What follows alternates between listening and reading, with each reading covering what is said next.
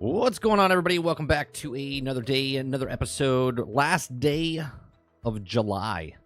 That's crazy. Like we are already 7 months past in the 2024 year. We're winding down. It's almost Christmas. Let's just put it that way. On today's show, we're going to be talking about Star Wars Outlaws. We're watching Skill Up's. He got hands-on preview. We watched a couple yesterday.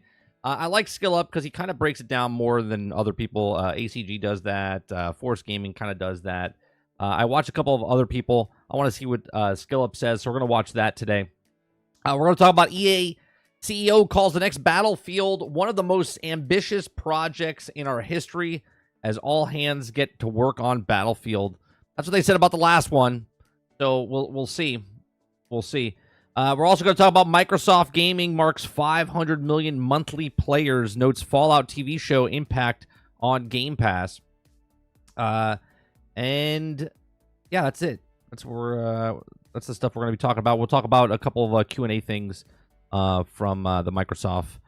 Other than that, if you guys like what we do here, we do this Monday through Thursday from 10 o'clock in the morning till noon Eastern. We go over news stories, have conversations, watch videos, just get you through your day for the next 2 hours or so. So appreciate it very much. Hit that like button, hit that subscribe button. If you'd like to go above and beyond that, become a member as little as $5. Oh, I wanted to kind of go over the updates for the first Ascendant. I know they just did the update this morning, so I wanted to do that as well. What's going on? Good morning. Good morning. What's going on, Z? What's going on, Travis? Big Mo, Silent Warrior, Eclipse, Kylo, Liam, Robert Jones. Who am I missing? YouTube Lurker, good morning. Wonder Rose, good morning.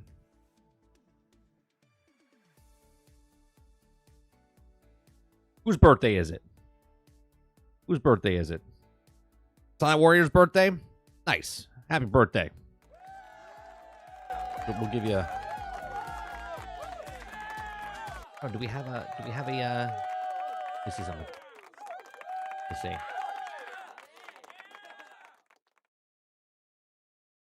Birthday song? Let me see.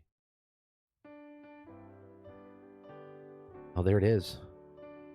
This one goes out to the birthday boy.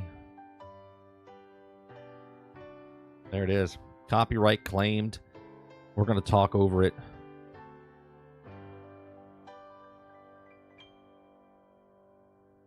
There you go. Happy birthday. And now back to the show. And now back to the show. Oh, now I lost. There it is.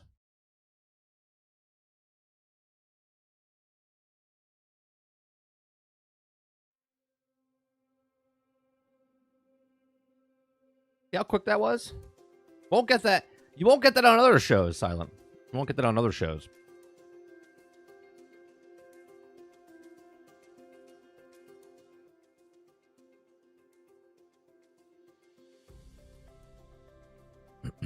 Sarge comes back with the same joke as yesterday. Okay, bro, how much ibuprofen do I need today? Probably about the same as yesterday. Probably about the same as yesterday.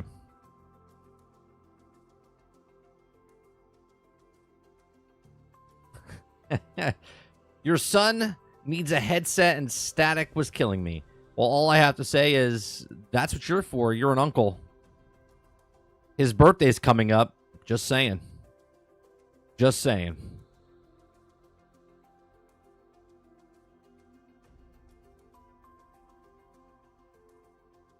Mike is so perky when he gets up on time. I was up early today. I was up at 7 a.m.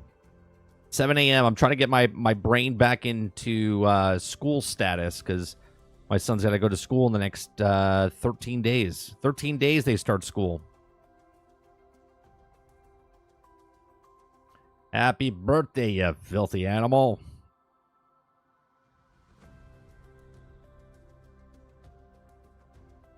Silent Warrior says, the stuff we talked about the other day playing, they're adding the extra blueprint. They are making so you can exchange them. Oh, nice. Nice. Does he take care of things? So either a $200 headset or a $50 headset. No, he takes care of his stuff. The headset that he got was a cheaper headset. I forget where he got that headset. I forget where he got that headset. It wasn't like a, you know, he keeps track of, if it's video game stuff, he usually keeps good care of it.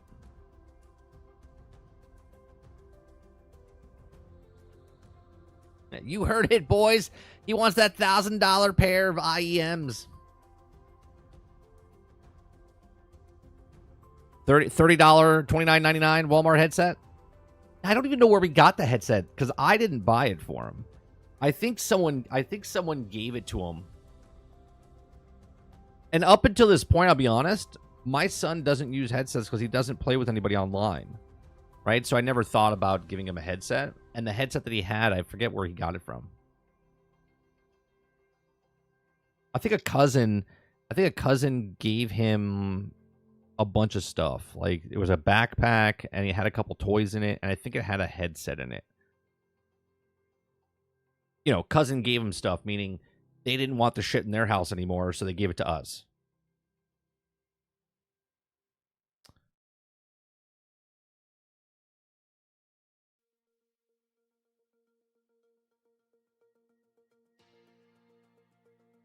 The Sony Pulse Elite is a great headset for only $150 and will work with PC, but the low latency comes... Oh, yeah, no. He doesn't need anything. He doesn't need anything like that, Z.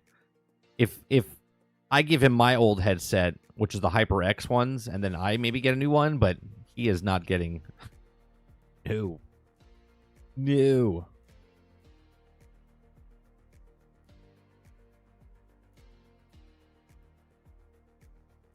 All right, so what do you guys want to start off with today? Do you want to start off with the Star Wars Outlaws from Skill Up, or do you want to talk about the... You know what? Let's get the EA... No, you know what? Let's get the Microsoft out of the way. Let's get Microsoft out of the way. And then we'll talk about Star Wars and stuff later. Let's get the Microsoft thing out of the way. No, we're not going to talk about the Battlefield thing right now. Oh, hold on one second. My wife's calling me because, you know, I just went live. Hello?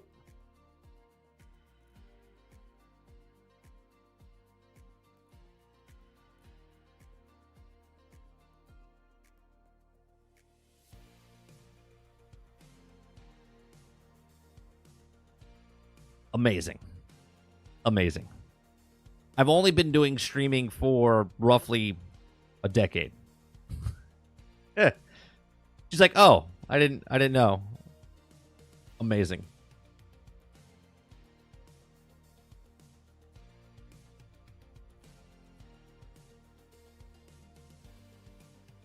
I love my HyperXs.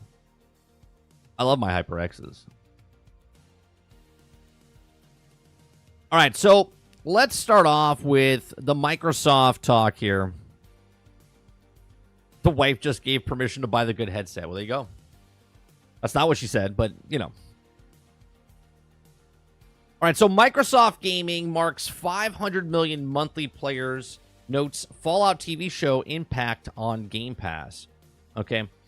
So the success of Fallout TV show has also had a notable impact on Game Pass player usage. Now, in the latest financial earnings call, Microsoft CEO, I can't ever say his name, Nadella, we'll just say, celebrated a major milestone in the company's gaming division, reporting 500 million monthly active users across all platforms and devices. While the success was clearly been influenced by Microsoft's acquisition of Activision, the Fallout TV show also got a shout out from Nadella for its influence.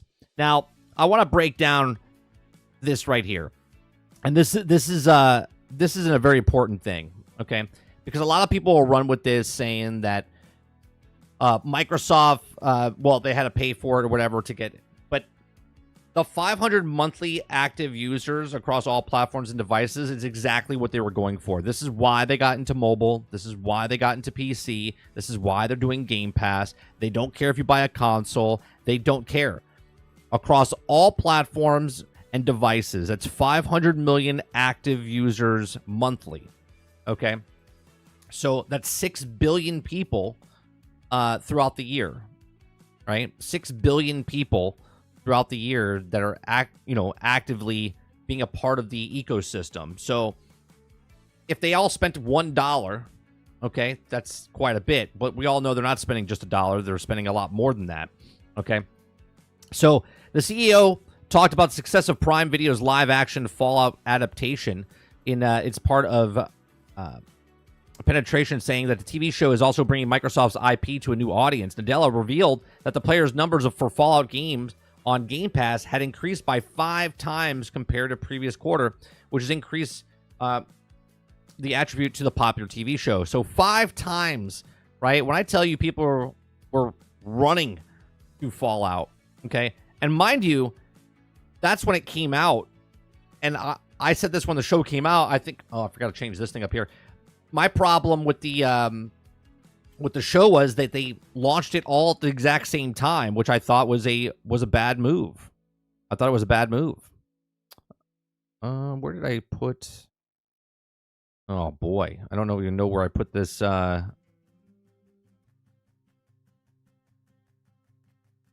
Screeching halt to the show here. I gotta find the thumbnail. There it is. Okay. It's tiny, huh? That way we know which show it is. Okay. So, if they kept going, instead of all at one lump sum, and they went week by week, I think more people would have been interested. But, should have been weekly episodes. Absolutely right, Travis. Should have been weekly episodes. But, a win's a win. They got a win. But I think they could have gotten a bigger win because I think more people, because a lot of people don't want to watch something because they've either been spoiled or they don't want to, they feel overwhelmed by watching it all at one type of thing because they feel like they have to watch it because everybody else is watching it. And if they don't watch it, then they're going to miss it. So they're just like, screw it. Right. And they kind of put it off in the back burner. It goes into their backlog of video shows. Okay. So let's continue here. It says he's already been seeing plenty of statistics on how TV shows, which also become Prime Video's second most watched title, and led to a renewed wave of interest in the Fallout video games. Steam ranking saw a huge boost across multiple Fallout titles, while 2008's Fallout 76 is the most popular on Steam that it's ever been. Statistics show how popular it's given into the Game Pass are also usually made available, making Nadella's comments an interesting look at Fallout's franchise resurgence in the last few months. All Fallout titles are also available on Game Pass, making subscription services a good option for new players who are looking to get into the franchise. Later in the earnings call, which covered Microsoft's financial results for the fourth quarter of fiscal year 2024, Microsoft revealed that its hardware sales have declined dramatically. No shit. Right? They literally have a thing saying you don't need to buy an Xbox. Like in their marketing material for Amazon Fire Stick TV for Game Pass for cloud. Okay. It literally says you don't need to buy an Xbox. So miraculously, the hardware has declined dramatically. But again, they've also made the most money they've ever made. Right? So the company's gaming division has seen a large increase in content and service revenue driven by the acquisition of Activision Blizzard. Well, of course. Okay. But they're also going to see a bigger increase because they're not spending the money making the actual product anymore. Right? They're just taking the app and putting it on devices. If it's that television set, if it's the mobile phone, if it's the headset, if it's the Fire Stick.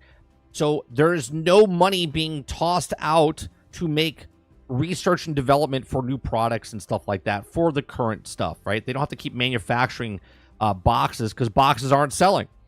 But yet revenue is going up because more people are like, hey, I can get a Fire Stick for $40, right? And then they just make money on the back end.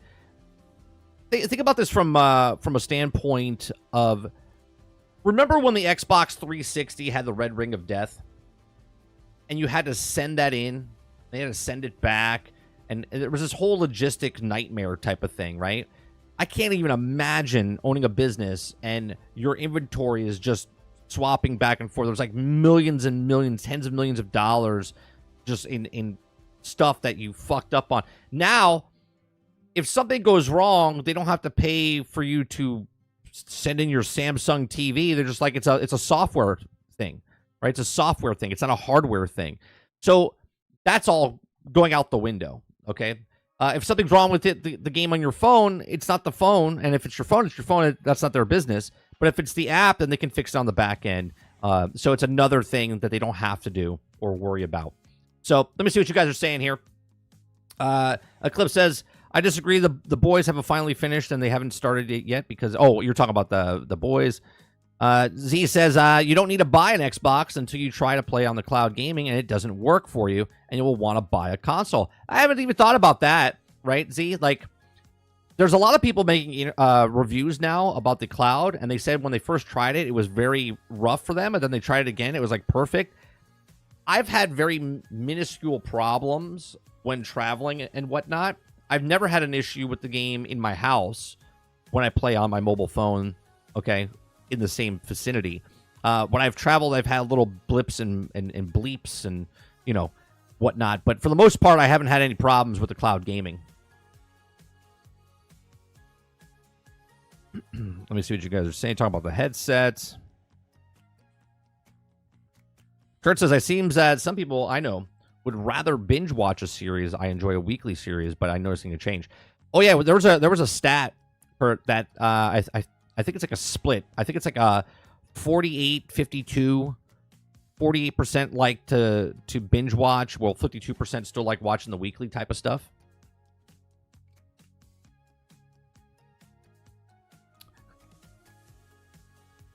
So, yeah, so I think, obviously, they talk about, here's a question that they had. Let me play this question.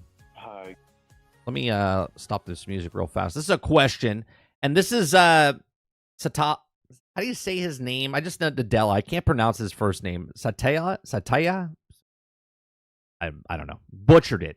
Anyway, we're gonna listen to a Q&A and then Nadella actually answer the question. Good evening, and thank you for the opportunity to ask the question. I actually wanted to veer toward gaming, if I could, for a second. Xbox Content Services revenue grew 61%, 58 points help from Activision. So net is about 3 points of growth. How should investors think about the longer-term growth potential in this area? You've made significant investments, including the Activision deal. But how should investors be thinking about the growth potential of the gaming area, or what are the puts and takes to help make considerations Satya.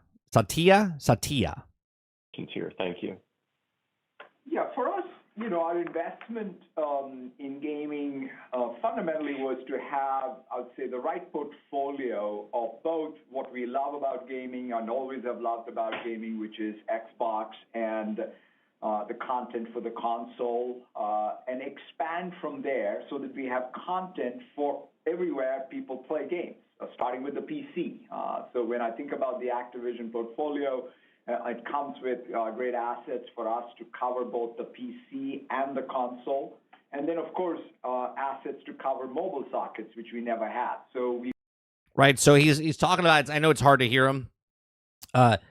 He's talking about going to PC, which they've been there for quite a few years, but now they're really doubling down, tripling down on the PC thing, day and date, Xbox, PC, right? And then also the mobile that they didn't have before, which now they do. We feel that now we have both the content and the ability to access all the traditional high-scale platforms where people play games, which is the console, PC, and mobile. But we're also excited about these new sockets, right? I mean, the fact that even in this last quarter we expanded xCloud to Amazon TV. I love that he doesn't know the name.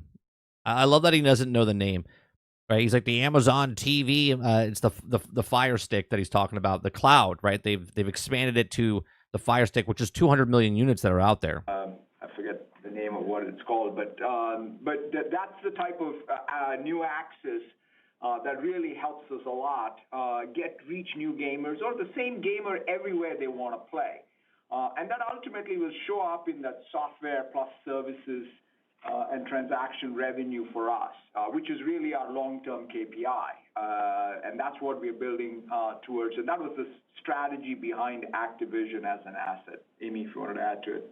No, I do think the real goal here is to be able to take a broadened set of content to more users in more places and really build what looks more like, to us, a software annuity and subscription business with enhanced transactions and the ownership of IP, which is quite valuable long-term. As Satya mentioned, things where with the ownership of IP, it can be monetized in multiple ways. And I think we're really encouraged by some of the progress and how we're making progress with Game Pass as well with some of the new announcements.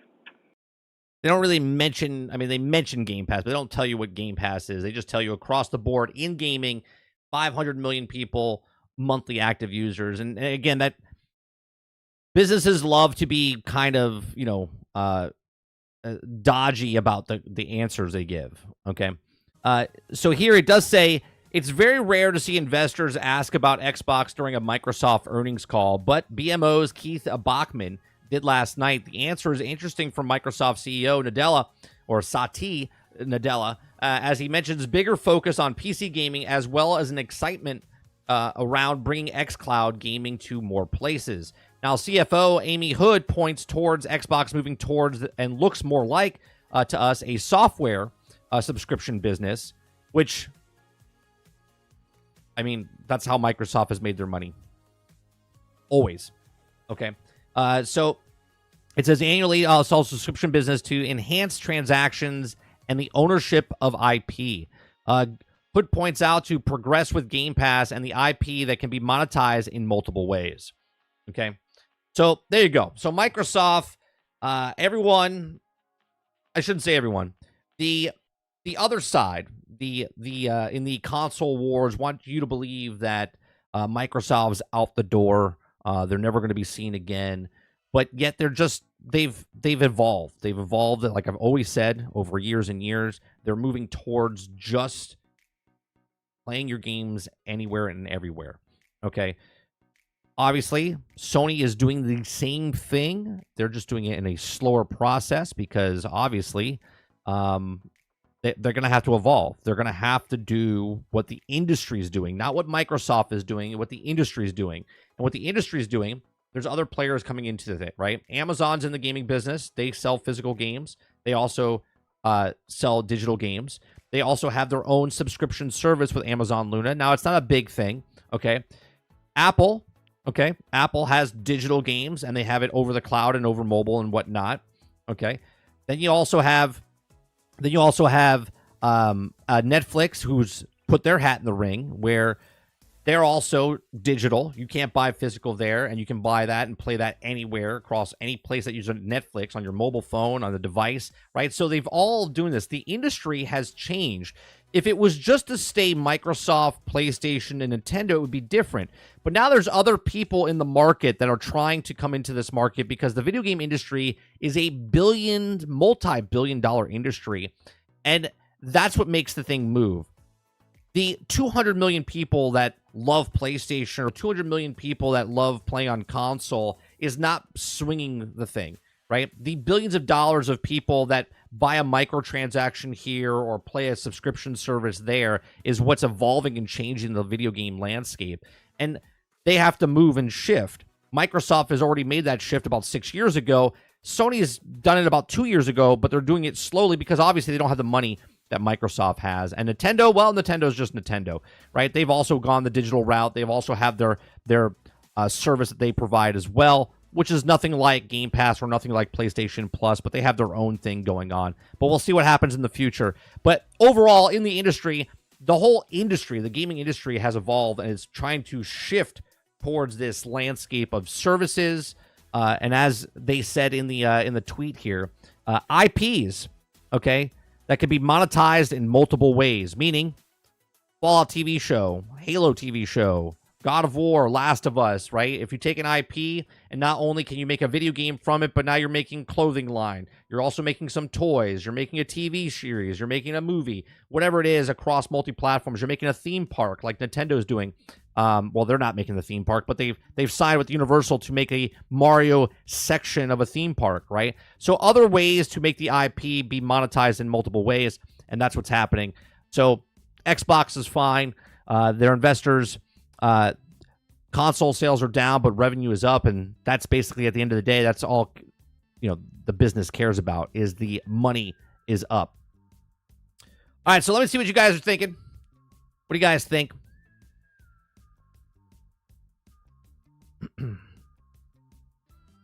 They didn't mention Nintendo or Sony this time. No. They're probably still working out the details. I've said it, I would say about a year and a half, maybe 2 years ago.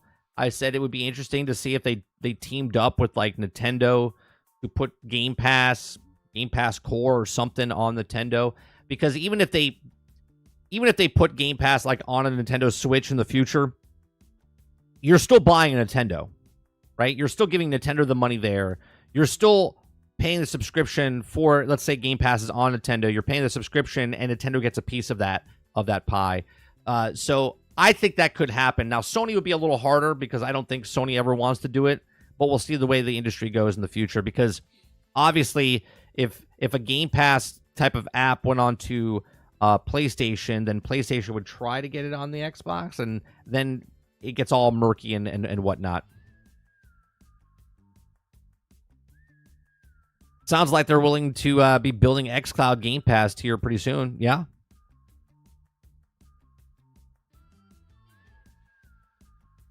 Console players want to fight about their devices are just going to lose their minds as time goes on. Absolutely. Eclipse says, if you want the wireless headset, you should definitely go with the SteelSeries Nova. It's pretty cheap for wireless, and I love them. They work very good. I'll check them out. Come on, Sweet Up. Come on, Jojo. Morning. Jax, good morning. Jax says, I tried xCloud through Microsoft Edge browser, and they're clearly boost mode, and it runs really good, very stable. They need to implement it on console and PC app. You know what I noticed about when I play the cloud gaming, it's all about the games.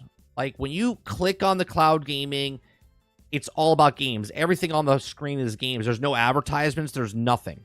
Okay? When you go to the dashboard of Xbox, there's advertisements all over the place.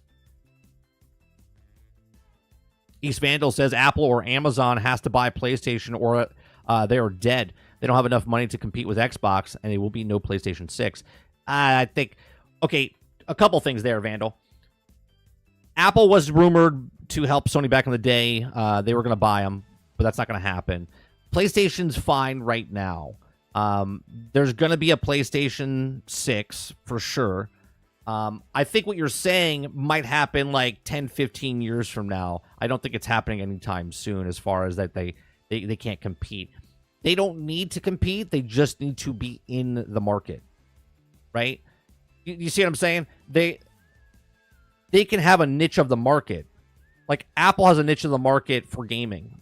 They have the Apple Arcade. Netflix has their niche of the market with their mobile gaming for those types of games. YouTube, Google's getting into the gaming market on YouTube, right? They have their little markets here and there. They don't need to, as customers look at this as the war begins between Sony and Xbox and whatnot.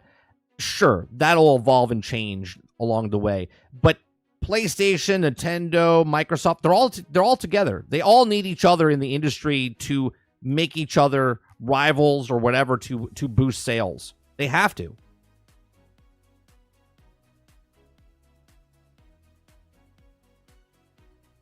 James Thomas says we still don't know what deal they have together. Xbox and Nintendo. Yeah, I know who you're talking about. Ron Slusher says console master race.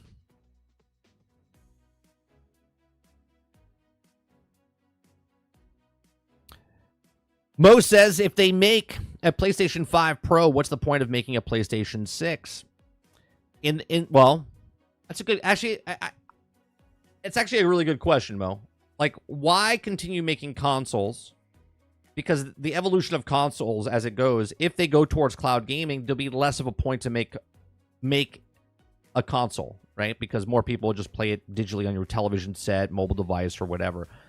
I still think that Sony and Nintendo are locked into this make a console. And I think there's a niche there, right? People still want record players, right? There's not like 1,000 people making record players.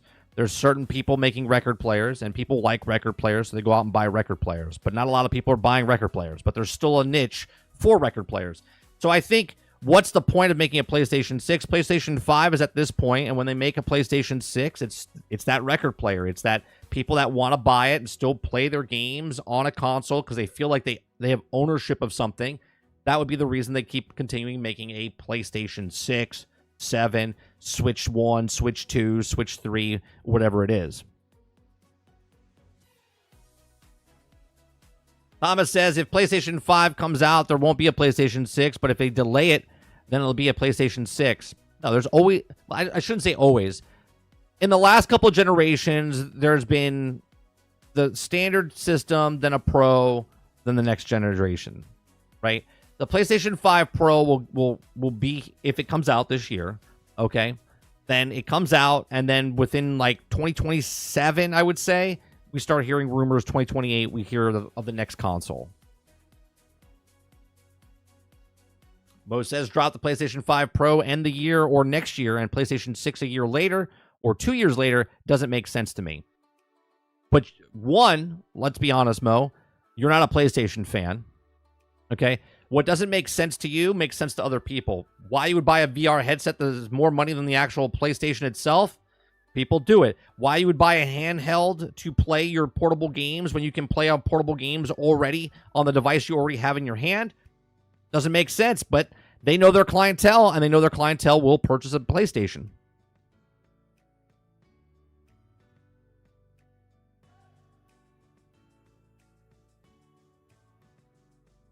What was the stat? Like 62% of the people still haven't moved over. Like, they don't move over to the new console. Robert Jones says, pros are always a skip for me unless I buy late into the generation. Doc Dark did a review of Fire Stick for Xbox Gaming and said it was horrific for its lag. What's his internet? What's his internet? Did he review his internet as well? Did he, and I'm asking because I haven't watched him. Did he talk about what his internet speeds are and stuff? Because there's no plug-in. There's no plug-in, so what's his Wi-Fi signal?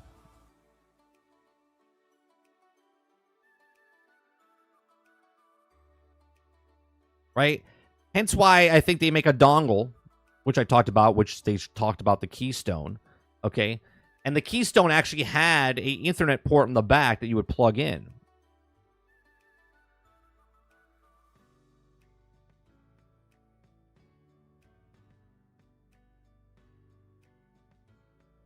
Sarge says, they haven't shown why I need this generation of console. Why the hell would I need a Pro or the next-gen console? There's a sucker born every minute, Sarge. So that would be the reason that they sell consoles, because people eat it up. You know what I mean?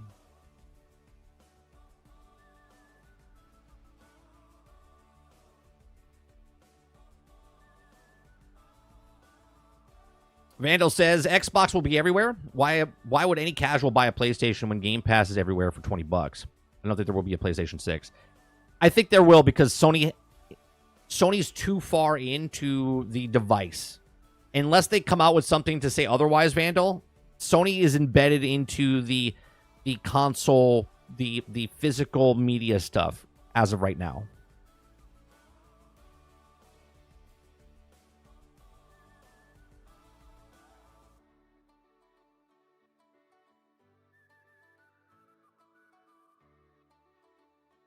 Dolphin says they already released the standard and the slim. Says if they drop a PlayStation 5 Pro and the PlayStation 6 won't come out for another 3 to 4 years. I think by 2027, 2028, they will. I mean, look, we're 4 years in right now, and they dropped the Pro.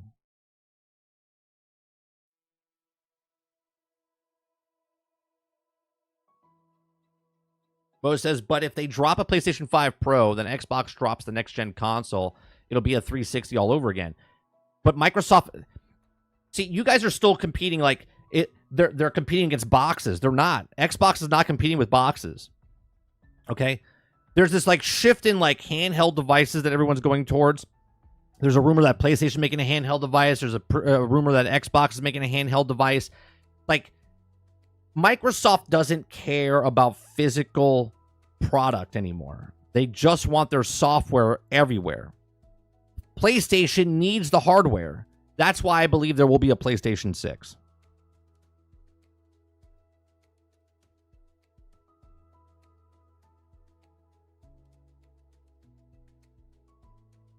Clip says, I mean, look at Travis. They sold his game or stole his games and he's still ponying for them. Yeah, there's just a, not to make fun of Travis in any way, shape, or form, right? Like, people love what they love, right? People love what they love.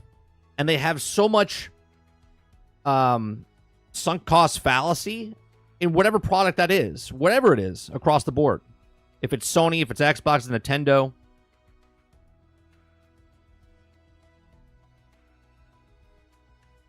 Kylo says, do you see the mic he uses in his videos? No chance he has decent internet. He might have good internet if it's plugged in. His Wi-Fi might not be good. If he lives in an apartment, what's his apartment made of? Is it cinder block? Is it wood? How far is his thing away from his television set? Right? It's completely different if you're plugged in or if you're Wi-Fi.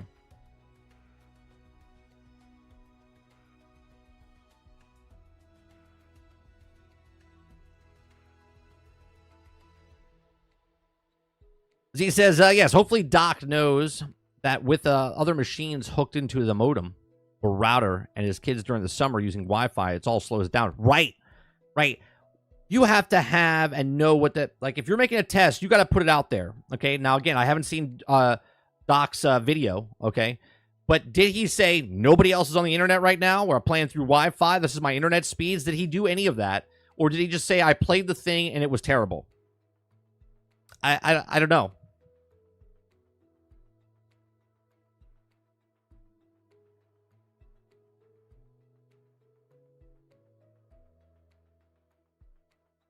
Silent Warrior says dial-up connection speed is still Xbox fault. He says Xbox might want to give the 360 route a try to get ahead. Ron Slusher, I want a Dreamcast Pro. Keep dreaming. Vandal says, why have a PlayStation Pro? PlayStation has no games to play on it. PlayStation 8 got no games. This comment here is just like any other person that's just trying to fan the flames of the console war garbage. James says times have changed. Previous generation, in regards of pro models, etc. Like you said, these companies are evolving, and Sony already lost money on other peripherals. Right. I've said this years ago, James. I said that their industry's changing. And Xbox is thrown in their hat. They've thrown in their hat, and they said, we don't care about this anymore. We're going this direction. They're trying to get ahead. They even said it. Phil Spencer said out loud to people's faces, said, we're not worried about PlayStation or Sony. We're worried about Google and Amazon, is what he said. Or I think he said Apple and Amazon, or he said one of the two of the three companies.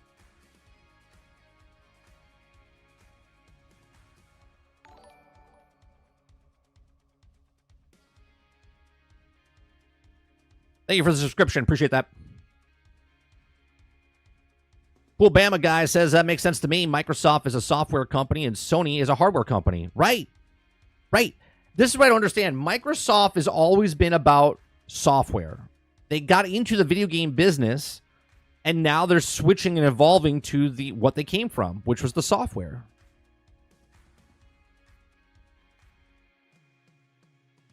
Jojo says, I have both PlayStation 5 and Xbox and enjoy both, but I have no allegiance to either Sony or Microsoft. Either do I. I happen to have the Xbox Series X and not the PlayStation 5, but that was because of the money I had at the time and the inventory that was in the stores. That's it. And now, because I have the money, I'm not interested in the console because their games are coming to PC and I have a PC. Kylo says the PlayStation 4 Pro is a PC, just like the Xbox Pro is a PC. Just have to wait a little bit for the Pro Edition on Sony games. Right.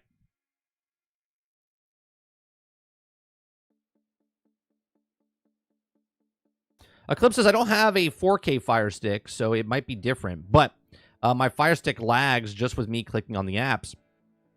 I don't know. I don't have one myself. Actually, do we have a Fire Stick? We might have a Fire Stick. Maybe I'll do a test on it. I know I have a Roku, but I don't think I have a Fire Stick. I think we had a Fire Stick.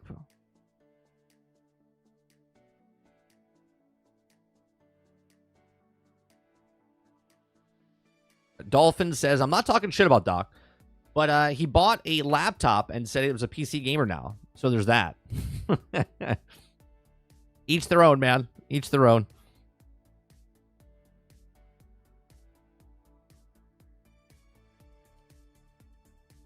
If you ever saved enough cash, I might purchase a PlayStation 5 console someday, and hopefully, and their prices go down. Yeah, I just don't have the. Again, we were on stream. We were trying to purchase a PlayStation 5. We couldn't get in. At the time when these consoles came out, it was super hard to get these consoles, both Xbox and PlayStation, just because of the pandemic and whatnot. And when we finally got something, we were like, oh, I got the S first, right? And I picked it up because new games are coming out. We had to play something, right, because of the content creation. And I was like, oh, yeah, I justified it because I said, I'm going to get the S, and then I'll just give it to my son, because my son was in that range. He's 9 now. He was like 5, okay?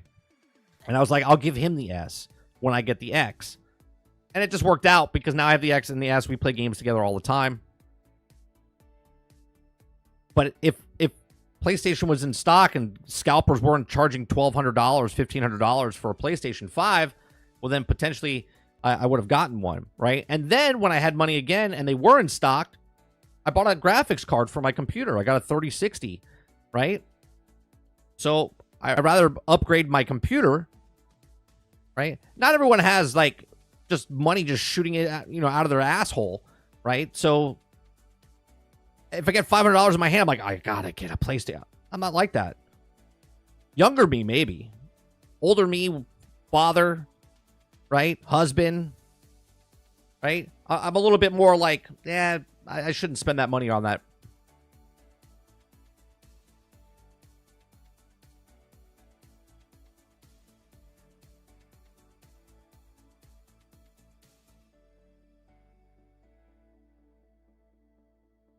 I had a Stadia. It worked so good. We tried the Stadia a couple times, Ron. We played Destiny on the Stadia. It was very smooth on my end. Very good.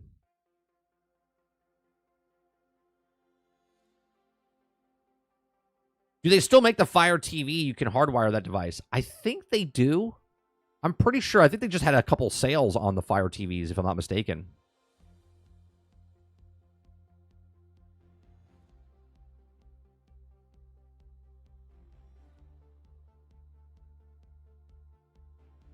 Robert Jones says, you buy a new console for the same reason you upgrade your PC. Right. Waterbear says, I'm going to get a PlayStation 5 Pro and give a PlayStation 5 to my kids, but to be honest, I'm more of a PC gamer who loves to have the latest electronics. I pay for PC, I have Game Pass, and PC Plus, or PS Plus.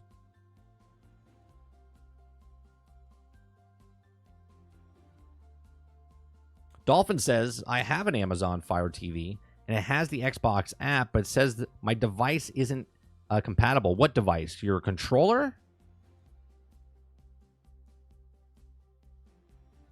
How old is a television set? How old is a television set, Dolphin?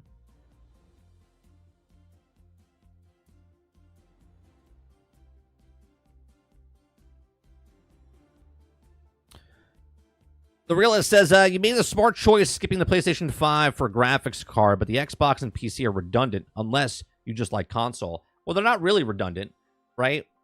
Right? You're speaking very generalistic. It's not redundant for me because, one, I like playing on console, and two, I do like playing PC games, and not all PC games are on console, and not all console games are on PC, and I upgraded my PC because I'm a streamer, right? So That's the reason I have a PC, and that's the reason I have an Xbox.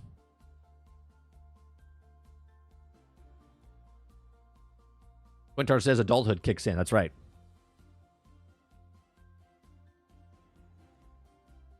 Water says, thing is, we're all nerds who grew up on games, and now that they're adults with jobs, we spend that McDonald's money on games now. Right.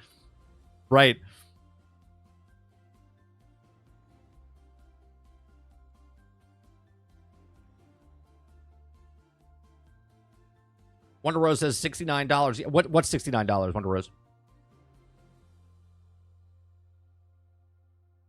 We talking about video games? Like the video games are $70?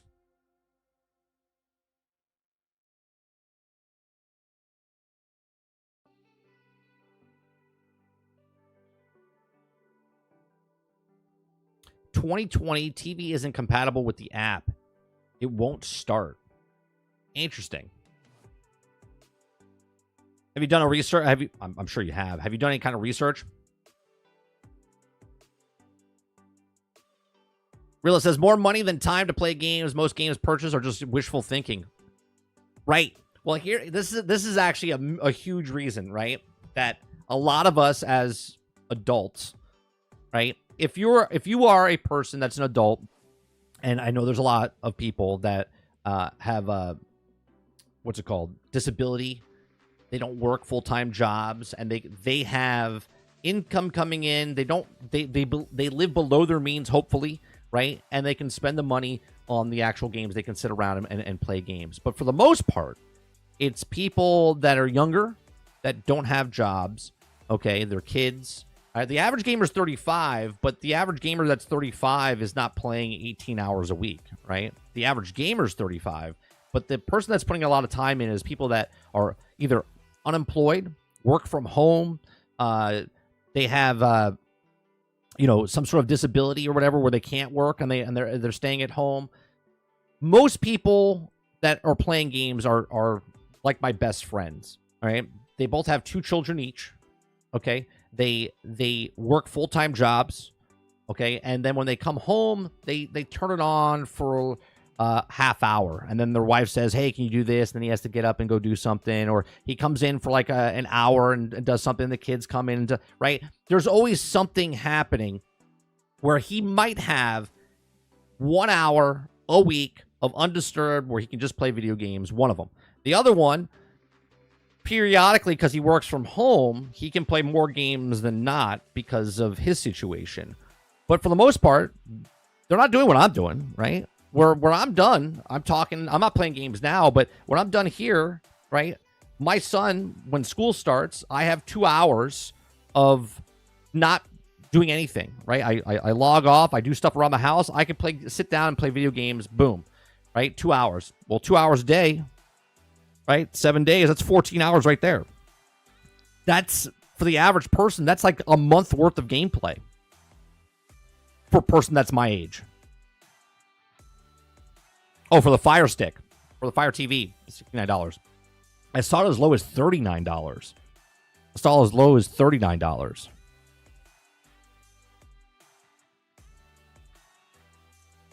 I have the same problem. An LG TV and the Fire Stick isn't compatible. It's interesting.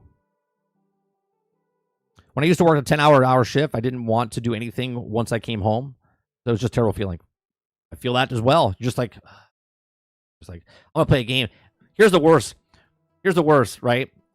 You're playing a game. Let's say you're playing like Forza Motorsports. You want to play a game so bad. You're working all day. You come home. You sit down. Because I used to work 12, 14, 16-hour days when I was in the film industry. And I come home and I'm like, I got to play games because I love games. I would sit down and play a game and I'd be like, car just runs into a wall. I'm off the track. And you wake up and you're like, I should probably go to bed. I should probably go to bed. Eclipse says it's probably because the HDMI 2.1. If you have an older TV, it's not going to work. I wonder it's because of the power source, maybe? Maybe that's what it is?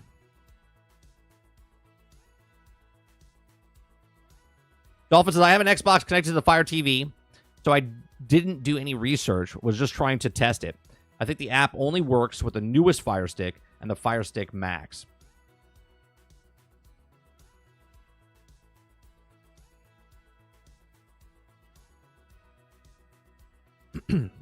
GFN, the best cloud gaming service, and it's not even close. What's GFN? What's the what does that stand for, Ron? It's not ringing a bell in my head.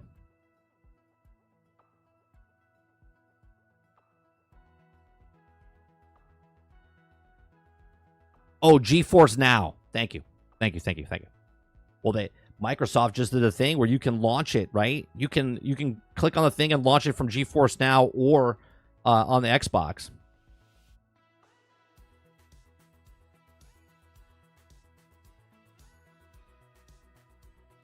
Jojo says, between work, family, and other stuff, I'm lucky if I have a couple of hours a week, sometimes less, to play some games. Understandable. 100% understandable.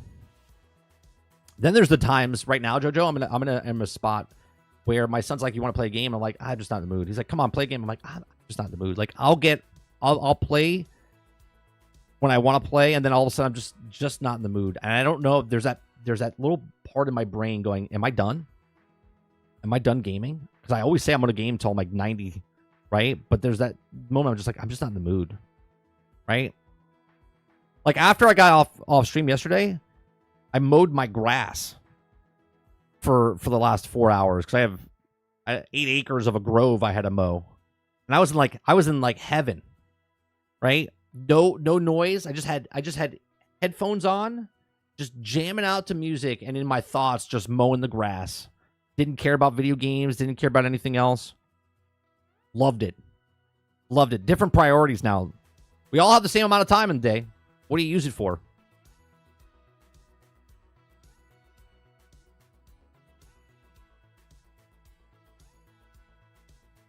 Mike, you're not allowed to stop gaming until you're on your deathbed. Well, I don't know. What about if I don't ever make it to my deathbed? What about if I just get hit by a car? Never. Right? You have one game left to play. What do you play?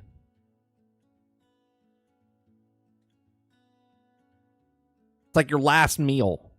You have one game to play. What do you play?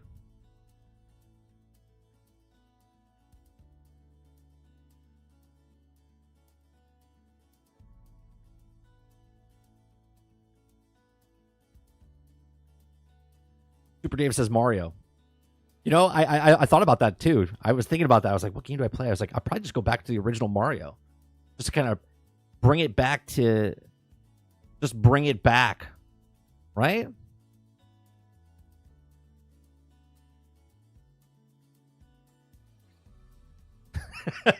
And, Ron says Redfall without the patch. You want to go out? You want to go out crazy?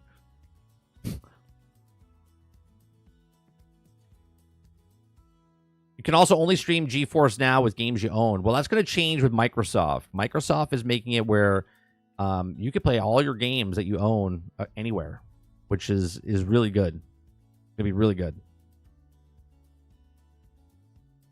Silent Warrior says Legend of Zelda Super NES. Marcy says Donkey Kong Nintendo 64. Okay.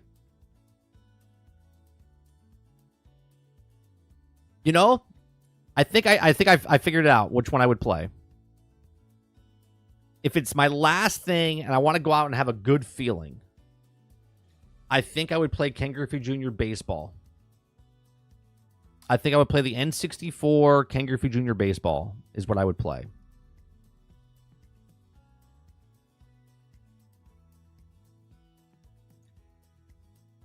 Robert Jones says, I'm playing the Dreamcast boot disc with 1,000 old games on it. I have that somewhere.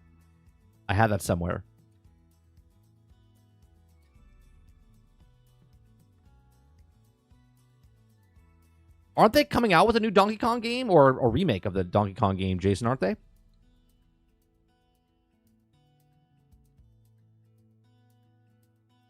I could have sworn they were doing a Donkey Kong remake, did they show it? Yeah. They showed it at the last Direct, Nintendo Direct. Pretty sure they did.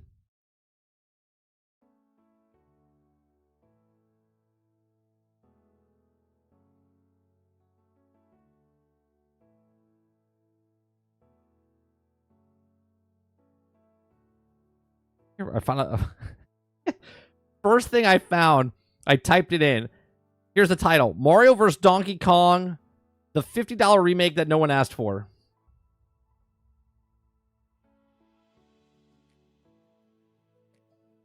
Didn't they say they're redoing something? Yeah, Donkey Kong Country remake, right? Yeah, okay.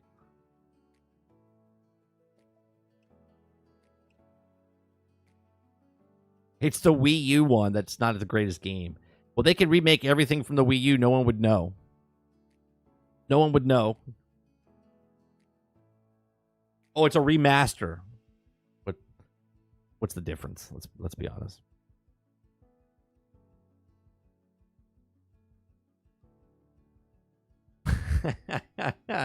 Mo says, change my mind. I'll play the first Descendant in my opinion. Or laughing.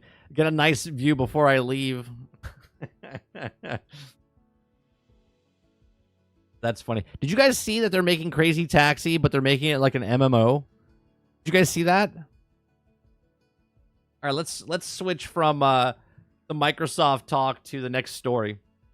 If you guys like what I do here, just hit that like button, hit that subscribe button. We do this Monday through Thursday from 10 o'clock in the morning till noon Eastern. We just bullshit, cover news stories, have conversation.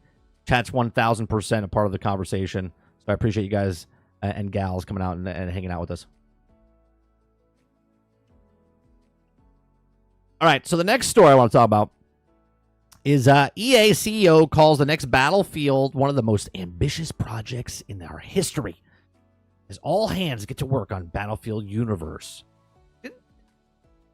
I think they just say shit now just to say it. Didn't they have all hands on deck the last Battlefield for Battlefield 2042? The problem is all hands on deck were people that didn't play Battlefield before, right? And then it took them 18, 20 months to fix the actual game that was supposed to be when it launched. Okay? So, let's read this, shall we? That's my face when I point at 2042. I'm like,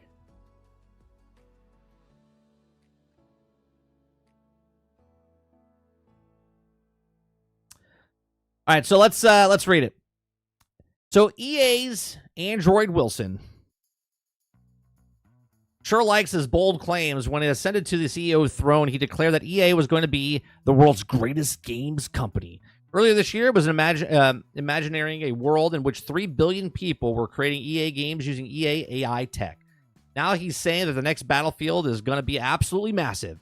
So massive. Oh, he's taking a page out of Todd Howard's book. He's taking a page out of Todd Howard's book. It's going to be so massive that it's one of the most ambitious projects in our history. Okay. The quote comes from Wilson's prepared remarks regarding EA's Q1 2025 fiscal results released yesterday. The company had a good year, reckoned the execs, who say released that EA Sports College Football 25, a strong live service performance, have delivered a Q1 result above expectations. They also very excited about the Madden EA FC and, of course, the Dragon Age Veilguard. But the Battlefield hype that catches my eye is a series of endured of a rocky road recently. An entire studio decided or dedicated a single-player Battlefield stuff to laid off in a flash. Earlier this year, Battlefield 2042 hasn't exactly won over the hearts and minds of the long-term fans, and the game sits in an unevenable binge mixed rating over on Steam. Now, he says you wouldn't know that you hear Wilson talk about the next one. This is just one of the top priorities. It's also one of the most ambitious projects in our history. We have brought together the very best team, coupled with the resources of technology they need to deliver the epic Battlefield experience. Despite the studio closure earlier this year, Wilson has previously referred to the team working on the next Battlefield as the largest Battlefield team in franchise history, set to build the Battlefield universe across connected multiplayer, single-player experiences. Imagine that kind of stuff might sting if you were one of the devs that now shuttered studio. In other words, Wilson is chatting like EA is putting a lot of eggs in the Battlefield basket despite the series of lackluster performances over the last several years. Apparently encouraging by the team's unique ability to listen, learn, and draw inspiration from the community and deepen connections with the franchise, a talent that was also drawn over 25 million players over the last 12 months. Now, to be fair, he might have a point. Our very own FPS Caesar Morgan Parker reckons that EA managed to turn the game around in the end, but it's hard to not feel that there was also a rocky launch to the lasting damage, and very curious to see if DICE manages to live up to Wilson's hype of the upcoming Battlefield universe. I worry about the fallout if it doesn't. Well, there's already a fallout, right? Here's the thing. One of the better games that's come out since Battlefield Bad Company, when it first came out, it got a lot of pushback, but it was actually a really good game, which was Battlefield 1, right? Battlefield 1, when it came out, when it came out? It came out like 2016, I think it came out, Battlefield 1. It's a really good Battlefield game, but it's World War I, so there wasn't a lot of different guns. So they had a lot of, like fake guns that they put in the game that were, like, researched back in the day, but weren't actually used in World War I, so it was a little bit more of a fantasy type of base type of thing, right? But I think Battlefield 1 is probably the best games, in my opinion, since Battlefield Bad Company 2. Now, I know a lot of people like Battlefield 3 and 4. They like the more modern stuff, right? I like Battlefield Bad Company 2 for modern. 3 and 4, to me, missed the bar a little bit just because of the maps and what they made. Okay, Battlefield Hardline's a disgrace. We don't even talk about Hardline. Battlefield 1 was, to me, one of the better games that was out there. Love that game. Just love what they did with that game. Very well balanced. A lot of people still play it to this day. Battlefield 5 came out, or Battlefield V, whichever one you want to talk about, okay? And Battlefield 5 was shit when it came out, but they did really good things with it over the long haul, but then they abandoned it to move on to 2042, where they said they had the most hands on it ever, and all hands were on deck to make Battlefield 2042, to really bring it back home to the Battlefield crew, to bring it back to have those Battlefield moments, and they blew it. So from Battlefield 5 to Battlefield 2042, for basically, Battlefield 5 came out in, 2018, if I'm not mistaken? So since 2018 to now, we're talking 6 years, 7 years. They've basically wasted everything that the old DICE guys that built them, moved on to make the finals now, started their own new studio. They left that studio to go make their own studio. And DICE is just a husk of what DICE was. They've completely lost what it was. Like, Battlefield Bad Company had fully destructible environment. There was things that were... and they kept it going, and now it's less and less in the game. But EA loves doing stuff like this. EA loves taking shit out of the game and then putting it back in the game and telling you that it's new. They've done it with Madden. They're doing it with NCAA football. They've done it with FIFA. They've done it with all their games. They take it out. They put it back in. They go, look at the new thing, right? So what does this mean? What does it mean for Battlefield universe, okay? I think they might try to do something along the lines of what's the thing that was in Battlefield 2042? Portal, right? Battlefield Portal. I think that's it. When you say Battlefield universe, okay, I'm thinking like the multiverses. I'm thinking like what they did with Portal. They're going to make one game that's a live service game, okay, and they're going to constantly rotate things through it with the universe of all the different wars and all the different things that can happen, okay? They see what's happening with Warzone. They see what's happening with these other type of games, and that's what Battlefield is going towards, okay? And if it does this, I think I'm going to be very disappointed because that's not what Battlefield is, okay? I've said when Battlefield 2042 came out, they could have just dropped Portal, okay? And they could have just let that be it until they decided what the next game was going to be. If they do what I'm saying, which I hope they don't, but I feel like they're going to go towards the Warzone route. I feel like they're going to go towards the Battle Royale, open world, large-scale battles, but they're going to make it like Warzone and not like Battlefield. They're going to miss what Battlefield is. They're going to put those characters they just had, like the hero shooter that they had in Battlefield 2042, with the characters like that. They're going to re-implement that again. And this is the fundamental problem with EA and what they don't understand what people like about Battlefield, right? So let me know your thoughts, what you think they're going to do with the Battlefield universe, because they said they're going to put a single-player story in there. They're going to make it bigger and better, right? I feel a mixture of like MAG back in the day with like Warzone type of stuff and Portal. That's basically what I think the next Battlefield universe type of game is going to be. But these are just my thoughts. Let me know yours in the comments section down below. Let me know what you guys think of EA and what Battlefield is. in the comments. And if you like what I do here, please check out some of our other videos. Thanks for watching.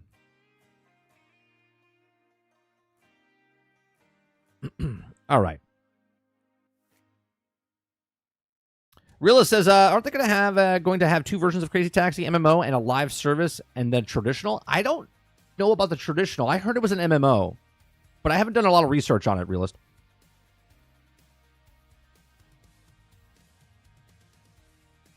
Quintard says, all hands on deck for ads and billboards. Leo says, give me the Battlefield 5 engine, put it in the modern settings, and call it a day. I will be happy. Battlefield 5 did really well, but after the fact. Right? It does some really good stuff. I love that the stuff that you can build in Battlefield 5. Right? I love the bunkers and stuff that you can build and have. It reminds me of like what Hell Let Loose is doing better. All hands on deck to fix post-launch. Okoki says, I call bullshit. PlayStation 5 blows. BF3 and Bad Company 2. I love Bad Company 2 to me. I don't know what it was. It was just like the perfect. It was for me in the Battlefield series. It was the top of the mountain, and everything since then has been down. I like Battlefield 3.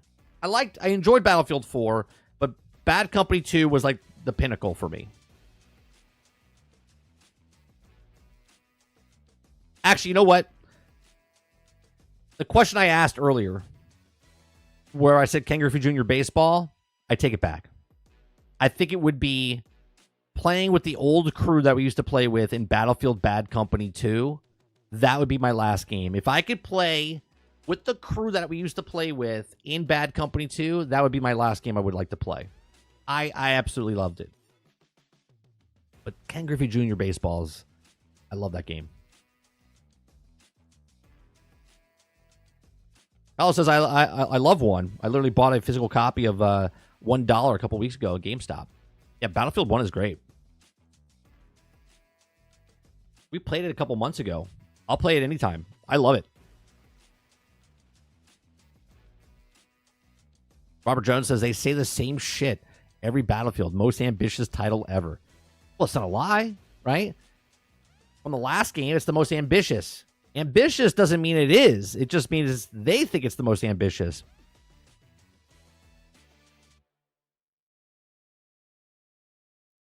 $85 or 82% PS5 left the company or hadn't worked on a Battlefield game when 2042 came out. 82% of the people that worked on a Battlefield game didn't work on this new one. Like, they just left. They've never worked on it before. This is their first time ever working on a Battlefield game. That's the problem, right? That means there's 18% of the people that worked on a Battlefield game after one. So bad. Ron Slusher says, make Battlefield 3 Battlefield third person and throw in some huge giant caterpillars. Oh, you mean make it like Helldivers. Got it.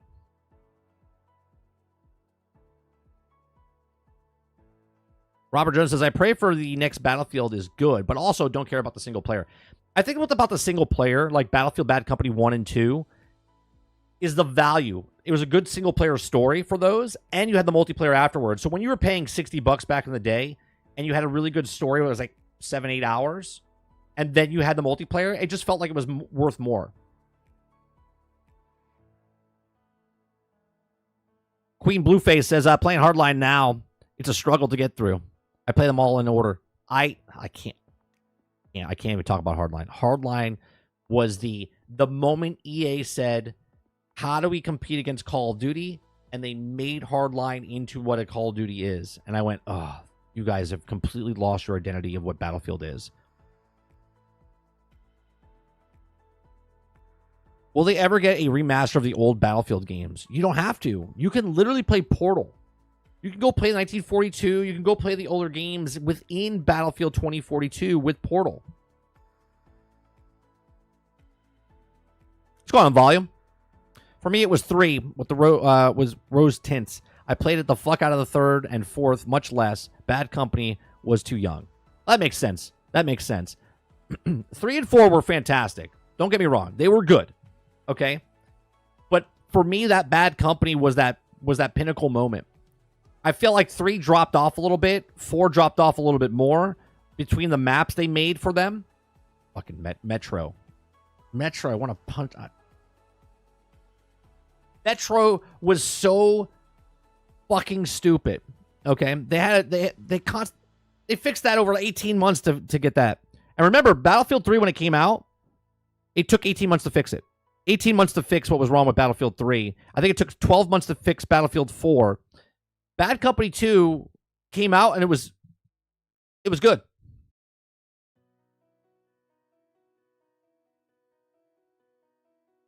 Robert Jones says, Battlefield, Bad Company 2, 3, and 4 are the Holy Trinity.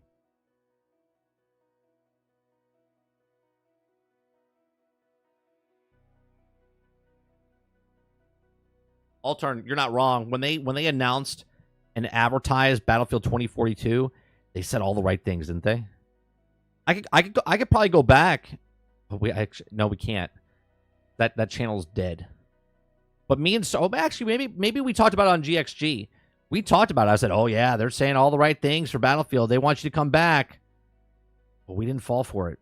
We played the beta, and I was like, "This is bad." This is bad. This is going to take 12 to 16 months to fix. And sure enough, it took 20. It took 20 months to fix it.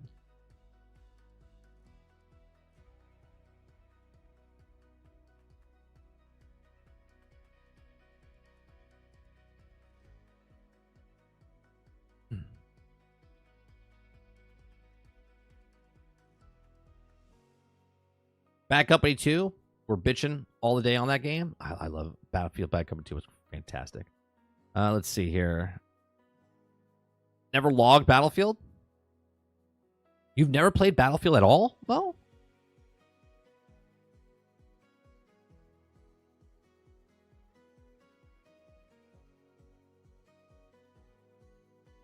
I'm pretty sure they said 2042 is the love song to the hardcore fans. Yeah, no.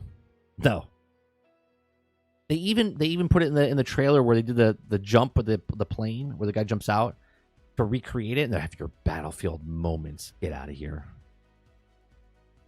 Battlefield maps, mechanics, content where 3 was crazy. Since when do we get all the 15 new guns in a DLC nowadays? Maybe I'm out of touch since I've not played 4 very much. Yeah, no, they don't do that anymore. Remember the biggest problems back in Battlefield days of like Bad Company and 3 and 4 was the map packs they sell to divide the player base. That was the biggest problem, right? Everyone was in, but then when they got the new maps, everyone was playing the new maps, and everyone that didn't buy the new maps, there was nobody playing the old maps. So they were like a problem there. That was the biggest problem we had. Now we have microtransactions, things not in the game, game's not even finished, right? There's so many other problems.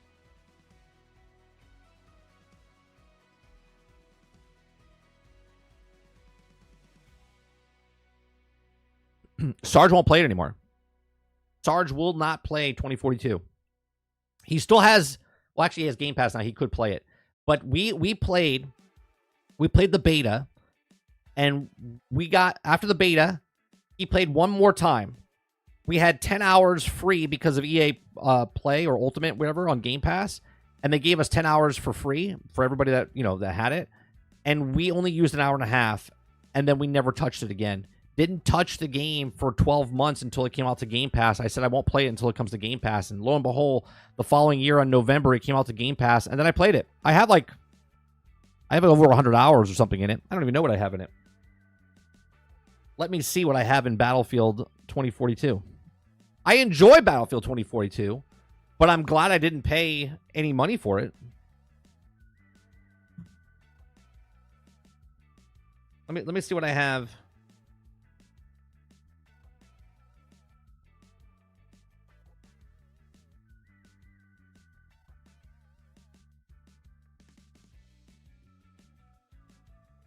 I have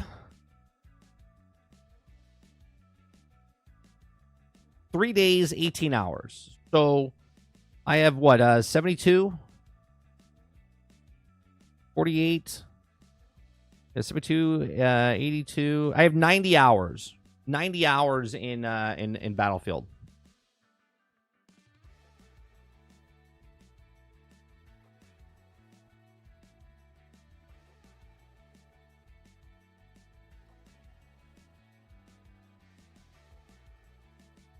William says they keep making MVPs that people continue to buy.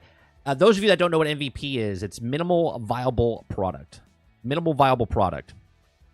Okay. The bare minimum, basically. Make the bare minimum and sell it for the most profitable thing that you can say. While you're skydiving, enjoy this quick ad. Robert Jones says multiplayer shooters haven't been the same since they stopped map packs. I preferred them. I do too.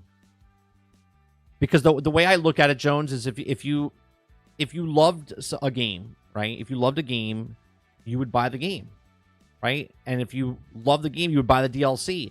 And the people that love the game and would buy the DLC, those people that all like the stuff would all be in there. See, now it's very easy to get into a game and not be actually interested in the game. You're just playing the game. Okay. Before there was like this barrier entry of people that liked the game bought the game, and then people that loved the game would buy more of the game.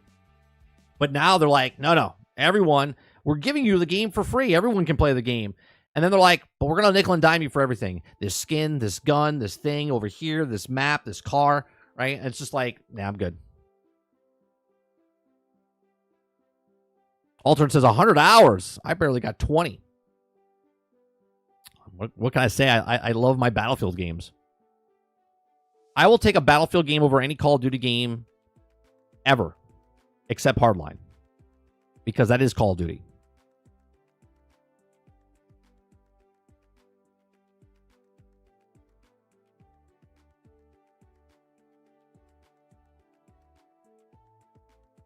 Right, Jones. Right? Someone was out down their luck. They're like, I can't buy items. I'll get it for you, buddy. Don't worry. It's $10. $10, $15, whatever it was.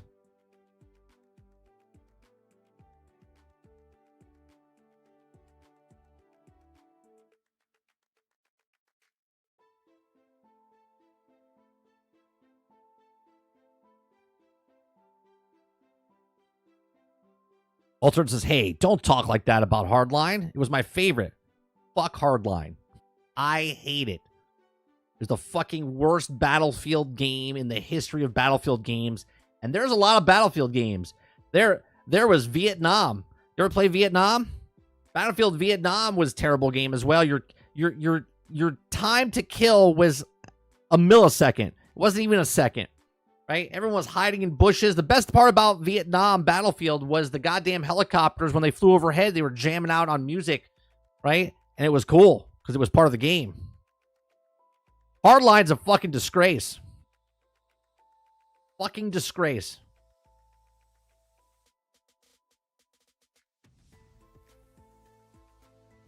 You hated Hardline, but it grew on you?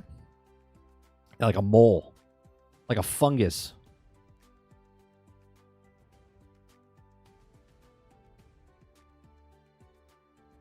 Oh, yeah, no, Vietnam was great. But it was also one of the worst ones because you couldn't... Hold on a second. Let me see if I can find some footage. If anyone has it. It was... Like, it was... The best part was the helicopters. I'm sure Jack Frags has a game. 6 years ago, he played it.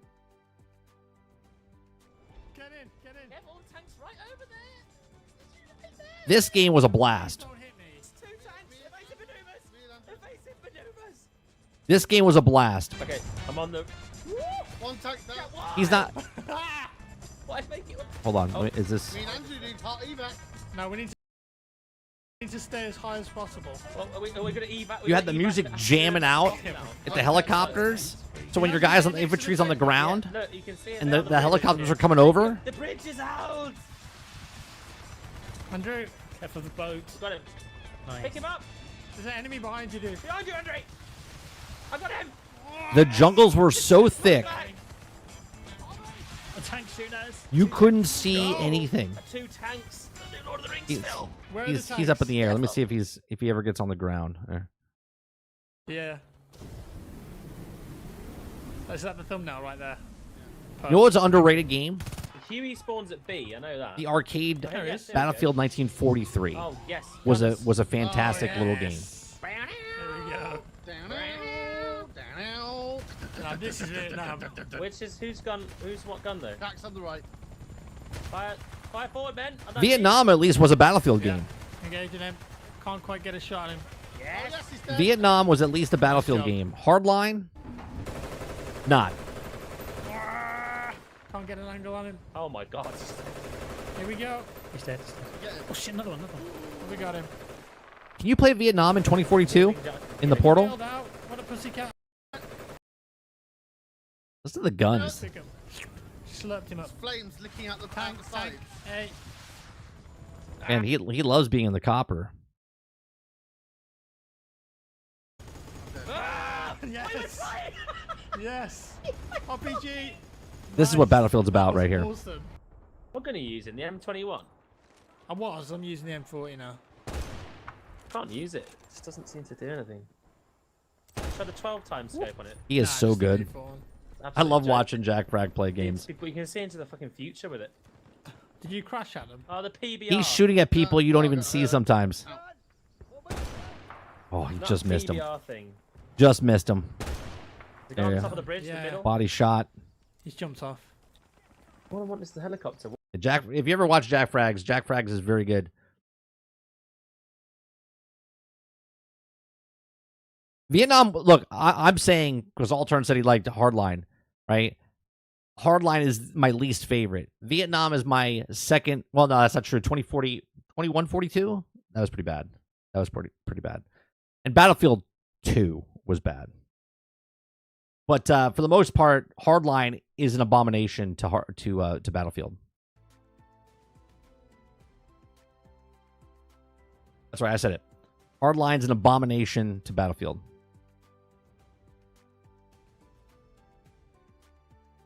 I like Jack Frags Quintar because he goes back to games every once in a while and just plays, and even when he doesn't like a game, he still talks about it in a positive kind of way.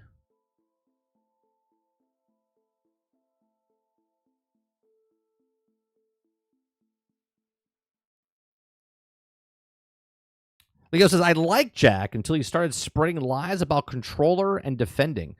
One for the most blatant cheaters in Warzone. Oh, I didn't see that, so.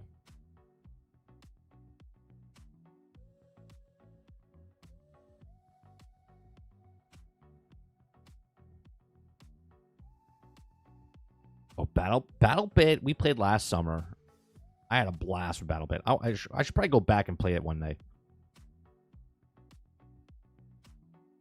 Is BattleBit dead? I don't know. Let's check the Steam charts, shall we?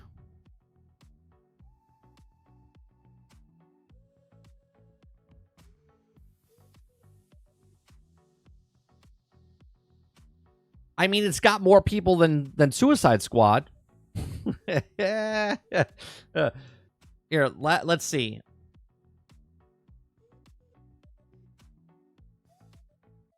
So this is last year. I played it. Let's see. I played it in May. Yeah, I played it like right here. May of 2023, June is when I played it, and then it dropped off massive. 86 to 15, then it bopped back up, and then it's been around here for the last year. Well, this summer it's been around 2,000, 4,000, 86,000 all-time peak.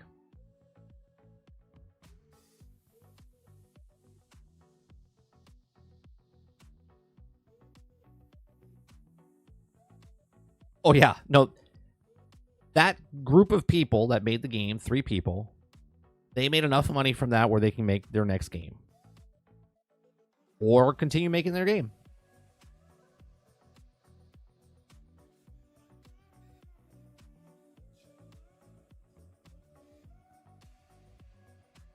Sarge says, it dropped off because there's always more fucking games coming out.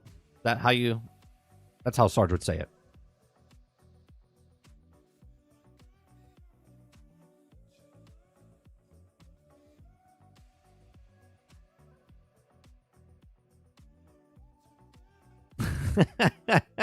Altern says, hey, 2,000 players for PvP game. Concord would love that for those numbers.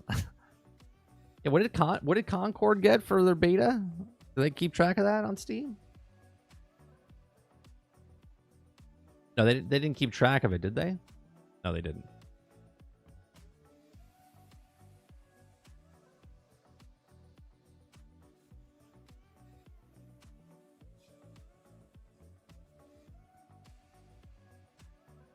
Ron says there should be a limit on how many games get released a year. The first 100 games get to release. Well, then there would be a time frame, though. Think about that, Ron. If it was only 100 games, there's like 1,000 games that come out. Right? Actually, how many new games come out a week? Hold on.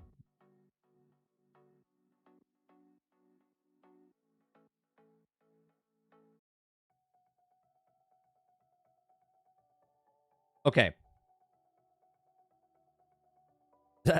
Think about this, okay? So Steam says, how many new releases does Steam obtain per day? We currently are around 300 to 500 games per month. The entry lasts 12 months. So the minimum average is 10 games released each day. 10 games released each day. So if there was only 100 games that were allowed to come out for the year, Ron, that means within the first 10 days, that's it. The first 10 days of the year, there'd be allowed no other games to come out for the remainder of the year.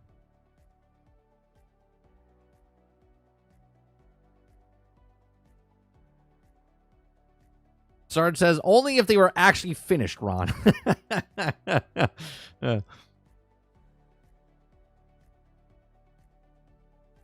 There should be, but the live service games per year, we don't have time to play them all, and we finally have, and they die. Well, that's another problem, right? Because a live service game, okay, the live service game, the way it happens is, like, for instance, right? I was telling you guys yesterday. So let's say I'm playing No Man's Sky. No Man's Sky is a brand new game. I play No Man's Sky. I finish No Man's Sky. I put No Man's Sky down. But it's a live service game, right? So they update it. So now, in the old days, I would just put No Man's Sky. I was done with it. I would put it off to the side. If I come back to it down the road, I would play it, right? Like months down the road, maybe years down the road, and I would go on to my next game. Play the next game, do that. But now with live service games, it's No Man's Sky has a new expedition each season or whatever. So you're like, oh, I got to go back and play that. Fallout 76, well, they have a new season. I got to go play that. So when you're done with it, you're not done with it. You're done with it for now, but then you're going back. Well, if you go back to it, well, then that takes the place of a game that's coming into the pipeline that you're not going to play now because now you're playing with that game.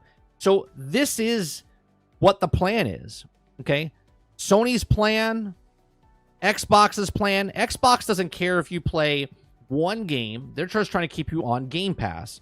Hence why they put bigger games on Game Pass. A Sea of Thieves, a Forza Horizon. Sony is trying to make their games bigger because they want you to stay in there. Why they're making Helldivers, why they're doing like a Concord type live service, because they want you to stay in their world, their ecosystem, and so you don't go play anything else. This is why Ubisoft is making their games gigantic. This is why they make Avatar as big as it is. This is why they made Division as big as it is. This is why Assassin's Creed is as big as it is. Because they don't care if you get the $70, $110, $140 version. They want you to get the $18 version for their giant games so that you stay within the ecosystem of their of their things.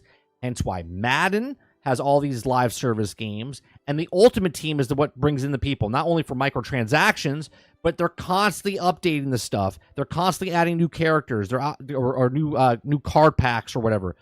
MLB The Show, same thing. They constantly keep it updated because they want to keep you in the ecosystem. That's what games are. Make them big, make them bulky, make them long, make them slow. Try to keep them in there as much as possible until we can get the next game that's just as big, bulky, and whatever to keep them going. That's it. That is the recipe for video games now in this era.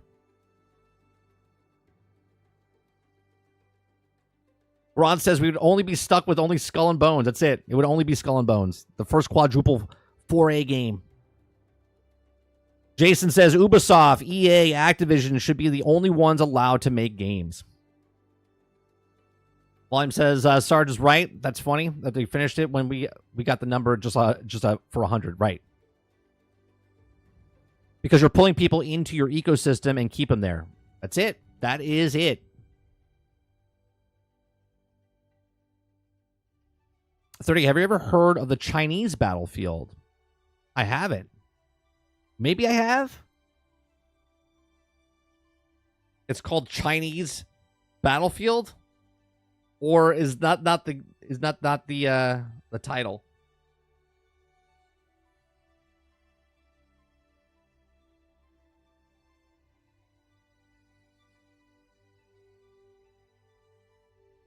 There was Battlefield 4 China Rising.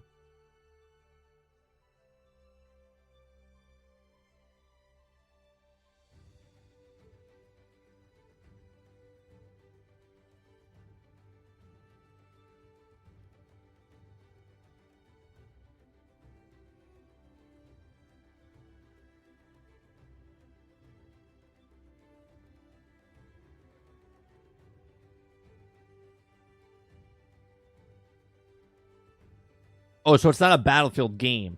Is it called Chinese Invasion?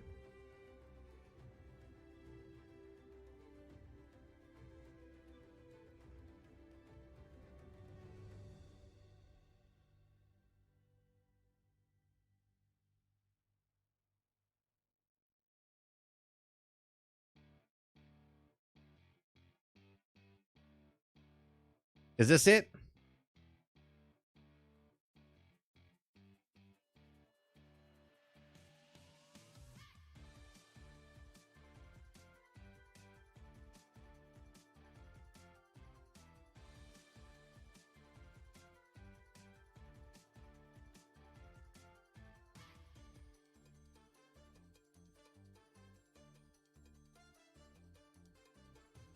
Like 5 months ago.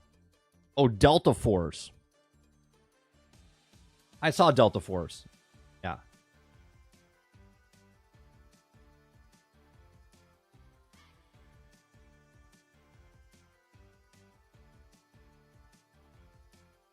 Yeah, this is Delta Force right here. This on PC today. I've maxed out the graphics. There's definitely a lot of hype for this one for Battlefield players, especially. With it being a tech test, there might be some bugs, glitches, etc. But let's jump in and see. I just spawn on the beach here. It looks like it. Oh, I am the boat. I don't want to be the boat. I want to get out of the boat. Cool. There's some kind of... Love it already. I don't know what's happened there. Love it already. The boats have collided. So this is the attack and defend. Oh, now they've exploded. Yeah, this is the attack and defend game mode. I think it's kind of like Breakthrough. Looks good. I read online, that's what it's like. A bit more of an arcadey style gunplay, definitely.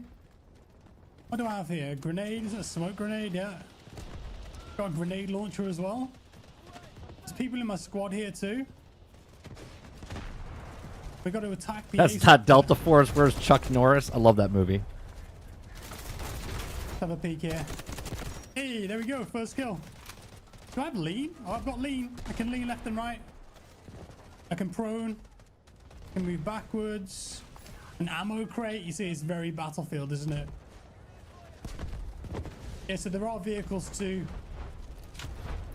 Helicopters, tanks, LAVs, that kind of thing. You know what? I can't see a thing. I hope a game like this does succeed. Enemies over there. I hope it shoves it into Battlefield's face, and EA is like, what? Why is everyone playing games like Battlefield? Battlefield should be played like Battlefield. Quite long range there. You try to make Battlefield like Call of Duty. So what's my V do? I've got X. That's like a speed boost, I think, or something. And this is rocket launcher. Here's the one thing. I don't want powers. I don't want powers. Let's get down here. I get it. It's this is not Battlefield. Oh, got parachute. This is why I didn't like Battlefield 2042. I don't want powers. You want to make classes and give me different weapons for different things. Someone Cool. else did. It blew the top off. But this is the attack defend game mode, as I mentioned. You can also play the extraction game mode. I've not tried that yet. I'll probably do that in a different video, to be honest. You can be revived as well, just like Battlefield. There's a BBNO state. There's a vehicle in there. Look at that. Yeah, this is Battlefield. But it looks like there's different abilities for each of the classes or whatever. Graphics look good. A reload maybe. Again, but defense. Maybe do some sniping or try one of the other guns or characters. Oh no, it's a different map. Sweet. Yeah, this is it, isn't it? Cracked. This is the spiritual successor to the Black Hawk Down map. Bolt action sniper rifle. B1. Chuck Norris going to be DLC for $140. Okay, yeah, I think it is a bolt action. So what have I got? I mean, it looks... Is it EMP arrow by the looks of it? A spawn beacon? This is an alpha right now? Is that what this is? And an SV98 sniper. Right, where are the enemies at? What's my secondary? Glock by the looks of it. Oh, missed. Grenade there.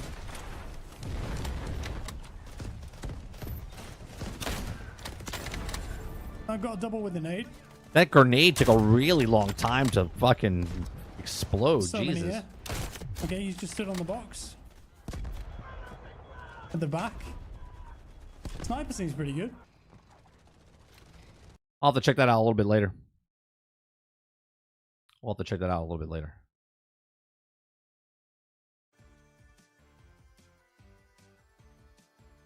Delta Force.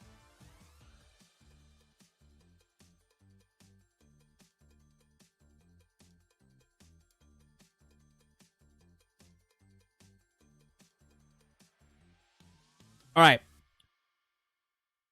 I want to say this will be the last Star Wars before Star Wars comes out, right? As a content creator, I want to try to give you guys as much information as possible. And obviously, being a small content creator, I don't get the benefit of getting these opportunities that other content creators get. Okay? So I like to watch Skill Up or Force Gaming and other people that have these things that you can get, right? And watch them on stream, right? Give you guys as much information as possible so you can be smart with your money. You can buy or not buy, whatever you feel like. But I want to put out there as much information as possible. So we're going to watch Skill Up's review of Star Wars Outlaws, Scruffy looking in-depth hands-on impressions with... yesterday we watched some footage of people playing, and I'll tell you the two things that we watched, it was just stealthy, right? So, obviously, the game is more like an Uncharted, Tomb Raider-esque type of thing. But at the same time, it does feel like an older type of like siphon filters, sneaking around type of stuff. So we're going to watch that today. And let's get past this. Okay. Raise the volume for you guys. Star Wars Outlaws. So this one's really getting the shit kicked out of it online, isn't it? So all this started when Ubisoft first revealed pricing and pre-order information about this one. It's standard Ubisoft bullshit, overpriced deluxe editions. Again, they want you to get the $18, which I will oblige. I will get the $18 version of this game so I can play it for you, so you can see it firsthand, or I guess secondhand. Secondhand, so you can see if you like it, if you're a person that's not getting it day one. Paid early access plus content in the main game, paywalled behind pre-purchasing the season pass, so a lot of negative press came from that. Then there was the hands-on beat at Summer Games Fest. It was the first time media and content creators got a chance to play it. By and large, the impressions were positive. No one said it was incredible, but most people, myself... Oh, I know why it all looks blurry. Okay. I watched multiple people, and a lot of the content creators said they weren't allowed to capture it in high quality. For whatever reason, that makes no sense, but they had to capture it in lower quality of 1080p. The bold move. Let's see if it works out for them, Cotton. included said that this was a good time, helped in large part by how immersive it felt to be walking around bustling streets surrounded by gambling and shady characters and stormtroopers shaking down honest merchants, etc. The gameplay wasn't setting the world on fire. This is Hogwarts Legacy in Star Wars. That's what this is. This is Hogwarts Legacy, but Star Wars edition. But the vibes were there, and that was enough to carry it for most people, including myself. Not so for Eurogamer. And that's not a shot at Star Wars. I'm just trying to put it in. I was trying to think of like what type of game it is. Not Uncharted. It's Hogwarts. It's Hogwarts Legacy, but Star Wars. Who wrote of the preview build, quote, "After a worryingly dated hands-on with Star Wars Outlaws, Ubisoft's galactic open world feels less exciting than expected. Outlaws' early gameplay feels positively ancient, not only mechanically, but in execution, in its near total lack of character, flair, invention, detail, or style. In trying to describe it, the closest comparison I can draw is with Uncharted Golden Abyss, which launched in 2011 on the PS Vita," end quote. Now the thing is, that person isn't wrong, because mechanically, this is a very straightforward game that is comprised of some very basic gameplay loops. It's some stealthing against brain-dead enemies, it's some very simple cover. Listen to what he said there. Brain dead enemies. I said that yesterday. I said the AI looks absolutely horrendous. Shooting combat, and it's some traversal, which honestly does feel a lot like an Uncharted game. We got to see more of this stuff during a recent IGN first. They showed 10 minutes of exclusive gameplay. It was not well received. Ooh. The like ratio on that video has been completely pummeled. 8-1. Clips of it have been going viral all across social media. This clip in particular being used to ridicule just how simple the shooting combat is.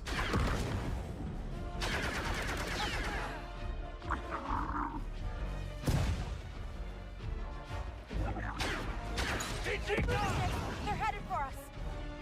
Oh, got the tooth. I should get out of here.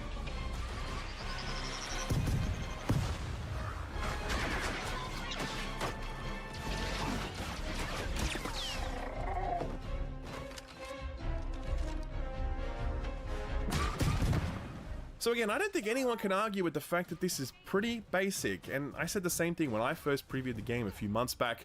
I was like, for me, this is more about the feeling of being in a Star Wars adventure rather than innovative gameplay. I like Soy, they should 1000% make the next Battlefield. Respawn should make Battlefront 3 is what they should make.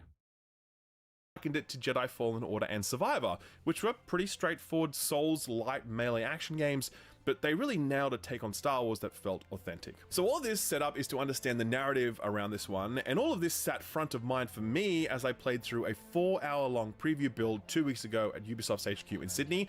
I was thinking about it a lot, and I do not disagree with any of the complaints about the core gameplay here. I do think this is mechanically very simple, and at times a little too simple, a little too narrow in terms of the agency it affords you.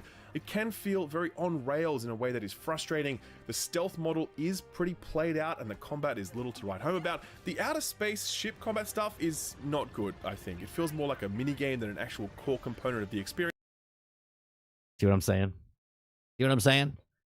Just something about it. And again, watching it and listening to someone that's played it, I said it's very arcadey, and Starfighter Assault looks better. But we'll talk more about that later. So I definitely have complaints about how this plays, for sure, but I will also tell you that I genuinely had a good time playing for 4 hours because I really did feel kind of spirited away as I explored new planets, met new characters, uncovered hidden side quests, made decisions about who to side with or betray. As a Star Wars adventure, I was into this to the point where it helped me look past those obvious gameplay shortcomings. But it's not going to be the same for everyone, and I do predict a mixed reception to this. Sure. If you're a Star Wars fan... Well, there was a mixed reception to Hogwarts Legacy, and that sold 23 million copies. Now, the difference of that is a lot of people said it looked like crap. Other people said they're not supporting it because of J.K. Rowling's what she said on the internet, which makes no sense. But yeah, I think this is a Hogwarts Legacy. I think this is the Star Wars game that Hogwarts was for Harry Potter fans. I think this is the Star Wars game for those people, right? So if you like Star Wars and you want to live in the Star Wars universe, you get to go around this universe, go to 5 different planets, and be that character in that world. and you're looking for some good old-fashioned Star Wars, and you want to be immersed in that galaxy far, far away, like almost no other game before has been able to do, then I think you will get a kick out of this. But if you're looking for something deeply playable, I suspect this will not be it. Ubisoft games often live in their systemic open-world gameplay formula, but ironically enough, Star Wars Outlaws seems to be a bit of an inverse of that, resting far more on its character's story and setting to carry the day. Admitting my own personal Star Wars became too big of an IP. Too many companies are dipping into it, and it's beginning to decline. I don't think so. DMX, because I could pull up how many video games of Star Wars there was when I was a kid, and there was a shit ton. Okay, so I don't think it's too big of an IP that they're dipping too much into it, right? And it's on a decline. I do believe that obviously the film aspect of it is on a decline, but some of the Star Wars games that have been out, The Old Republic, fantastic MMO if you haven't played that, right? Jedi Fallen Order and Survivor, great Star Wars games, right? There's been plenty of great Star Wars games. I think the game is okay. The gamings that they've made for Star Wars that have come out have been pretty damn good. personal bias as a Star Wars fan, I'm into this because no Star Wars game I've played other than maybe Star Wars The Old Republic has delivered that feeling of immersion that I'm feeling here. But I also think there's plenty that you could nitpick or criticize about the playable aspects of Star Wars Outlaws, and all those criticisms would be totally fair. Here you live and die by your reputation.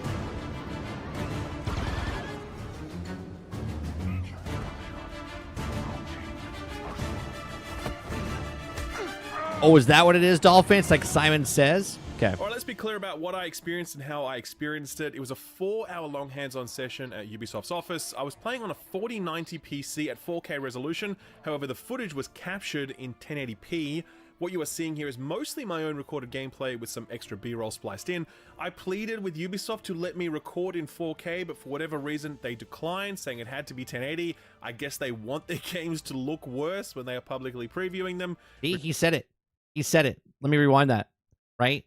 Be 1080. I to let me record in 4K, but for whatever reason, they declined, saying it had. You wanted to record in 4K. They said they declined. They declined and said we have to do it at 1080. So again, I said this last week. I said it on the podcast with Lona last week. Why in the hell do you want the game to look worse than you did when you first showed it? It makes no sense. Why would you not want this game to look better than it does?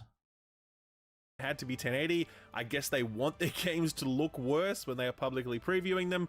Ridiculous. But anyway, I played with controller, which is why you'll absolutely see some potato aim here, but there was also the option to do keyboard and mouse as well. I just prefer to play third-person games with the controller, even if it means my shooting accuracy drops to like 15%. The demo was effectively split into 3 parts. Most of it was spent on a planet called Toshara, where I was focused on getting my ship space-worthy again after... Oh, what is Stealth saying? Bungie is laying off 220 employees. Well, there goes that money, huh? So Sony is booting them out. Some sort of incident left me stranded in need of repairs. The second section was some time spent in outer space, a bit of exploration and combat there. The third section was on Kijimi, which was similar to what I played back at the Summer Games Fest, albeit expanded here. The demo began with a combat tutorial introducing me to a slowdown mechanic that we have seen in a few games now.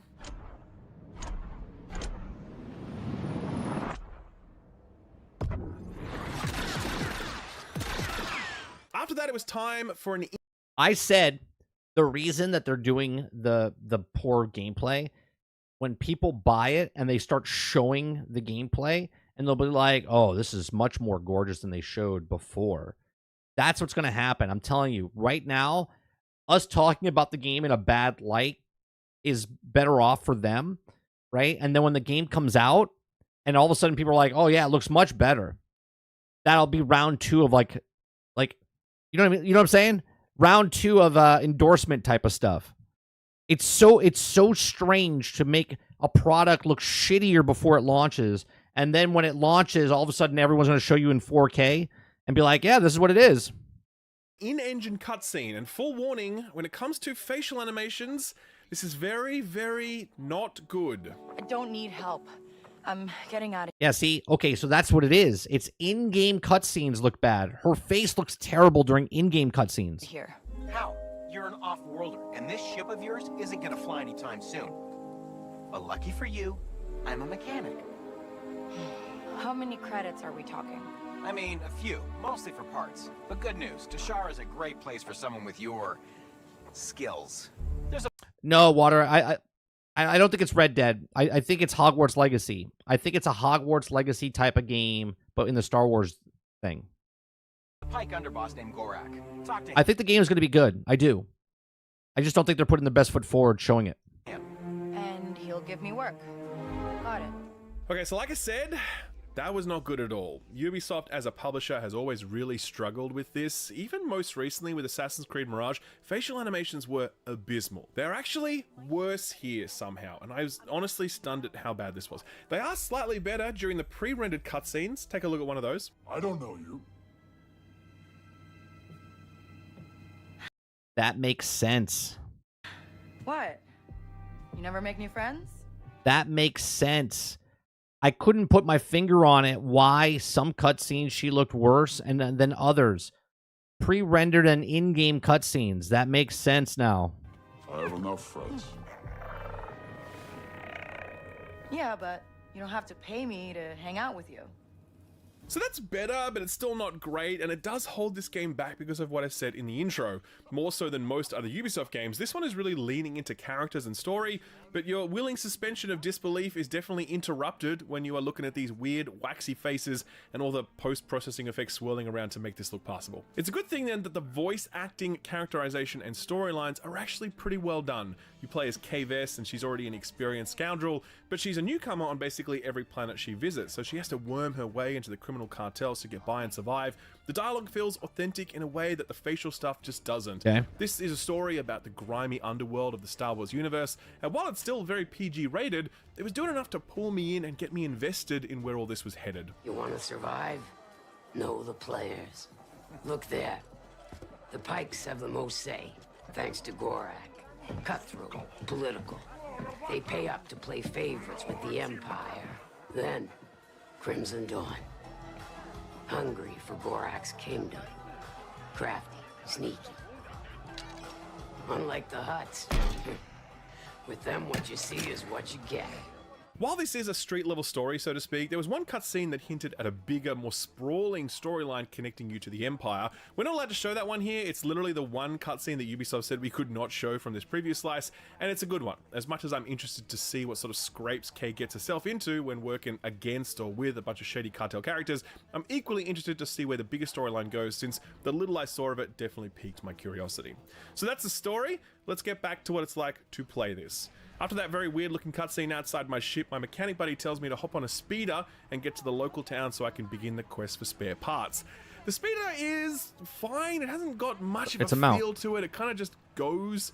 It does control well and it has a handbrake turn, but it doesn't have much in the way of handling physics that make it fun to drive. Like a Destiny Sparrow, for example. That one's an acquired taste in terms of handling profile, but it's ultimately satisfying to drive that thing and go off big jumps and swing your ass around to navigate a corner. The speeder here in Outlaws just doesn't deliver the same satisfying feedback, but as I said, it gets the job done. I didn't really like the Sparrow. Just didn't feel any kind of weight behind it. It's also pretty unforgiving in terms of geometry. Fail to pay attention for even a second, and yeah, it doesn't go very well for you. Wasn't long until I ran into... I was watching a Your Raptor video, and he says you can't kill those animals. He said you can't shoot them. He's like, trust me, I tried. You can't kill any of the wildlife that's out in the world. So there goes, if you're a Red Dead fan, you can't like steal the pelts or anything like that. It's not that type of game. It's trouble out there on the plains. Here's a look at some of the speeder combat and what that's like.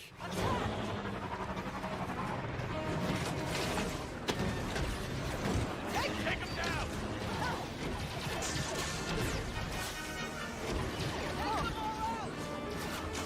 You also can't steal other people's bikes. Okay? It's not Grand Theft Auto. You can only get onto yours.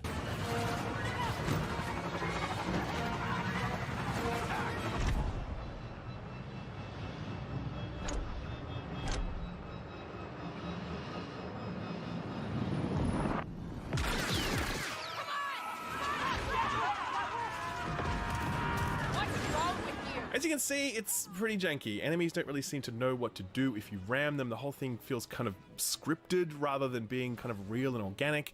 When it was over, I wanted to ride on the enemy speeder, but sadly the game wouldn't let me do that, which was quite disappointing. I did spend plenty of time on the speeder throughout the course of my demo. Mostly it was just a tool to get from A to B, but there was one little bit of side content, which was a race, which was, yeah, simple, but it was relatively fun. So, I love it. Sorry, when he ran right into it. Look, the speeder is a mount. You call it with the press of a button. It's no more or no less interesting than like Roach from The Witcher. And I do wish that Massive had been able to figure out how to make this thing handle a little better or give us some more interesting things to do with it.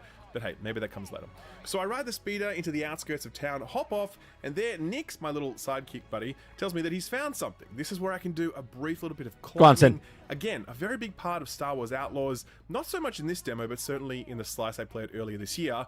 At the end of it, I get a nice little treasure thing which I can bring to a vendor in the market for some cosmetics. Okay, so here's where it starts to get cool. I get to the main part of town and there's an Imperial security checkpoint. Not only does it look really nice, but it also just feels cool to be going through an Imperial security checkpoint. Again, they're walking really slow through these areas. I doubt that they're all walking slow on purpose. Take a look. Let me see some identification. Oh, yeah, sure. You're Torin Valerio Nup?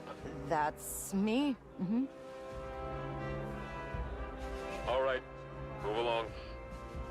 At this point, we're now in this dodgy-looking town, which is clearly another hive of scum and villainy. Stormtroopers are asking to see people's papers. People are being thrown out onto the street because they owe money they can't pay. You can bet on those creepy goat horse things from The Last Jedi. Interestingly, at one point, I picked up a little data pad that had a note on it that read that the race was actually rigged and that the heaviest horse would win. I went back to the betting house, put as much as I could on the heaviest horse, and sure enough, winner, winner, chicken dinner. It was a small thing, but it was cool. Something that rewarded me for actually reading that stuff. And it also felt very in keeping with the setting to be profiting from a fixed horse race. I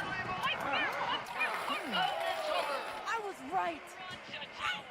During the reveal cycle for Star Wars Outlaws, Ubisoft claimed that this was the first ever truly open world Star Wars game, to which everyone replied, what about Jedi Survivor? That was open world, right? And that's true, it was. Basically, it was more hub-based than truly open world, but so is Star Wars Galaxies is there. Come on now.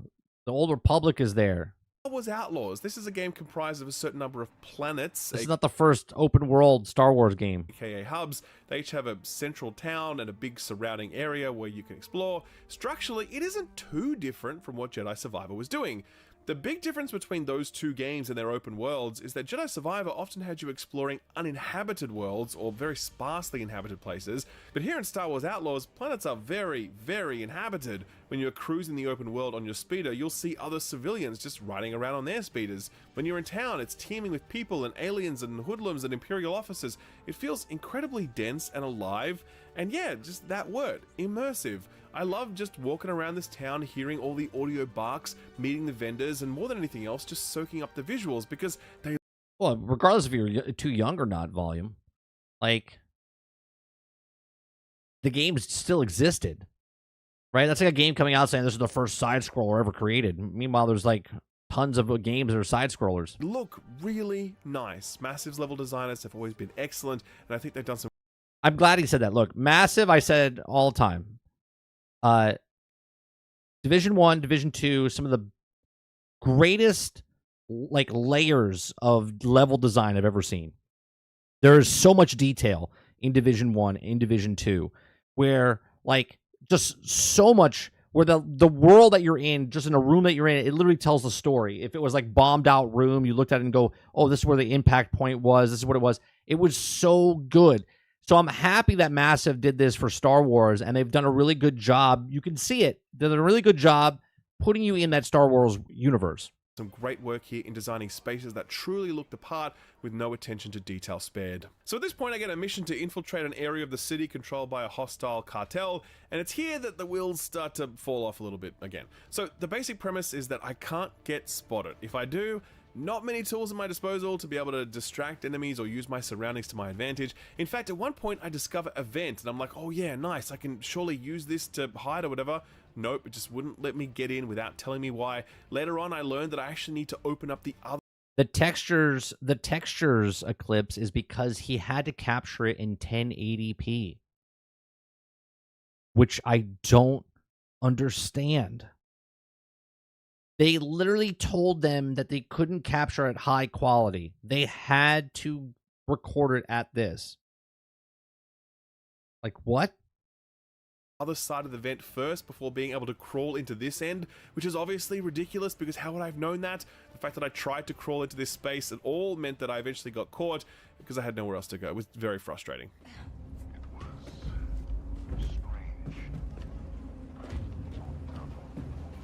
So that section is a little frustrating because you're not allowed to use weapons and it's ultimately conditioning you to approach stealth with a very Yeah, it's almost like someone put Vaseline on top of the screen. lock and key kind of mindset where there's one golden path forward and a lot of waiting around while you wait for enemies to patrol.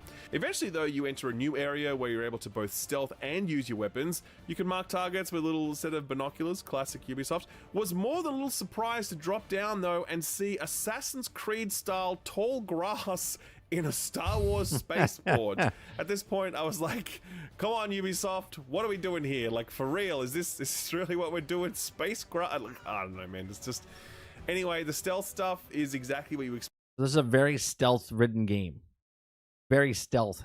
Experience in dozens of other Ubisoft games before, only now it's in a Star Wars land instead of ancient... Yeah, I'm going to get the $18 a month and I'm going to play it, Water. Greece or slightly remixed Cuba. Cynicism aside, this section was actually pretty fun. I did stealth for a bit until I got spotted, the alarm blew, and then it was on like Donkey Kong. Again, some simple cover shooting, but it worked. I was having a good time being a cheeky scoundrel on a heist mission. When I got to my objective, I learned something I shouldn't have, and then it was time to escape. A bit of traversal, a few fisticuffs, and I'm back. Nice, Sarge. Nice. Come on, bro.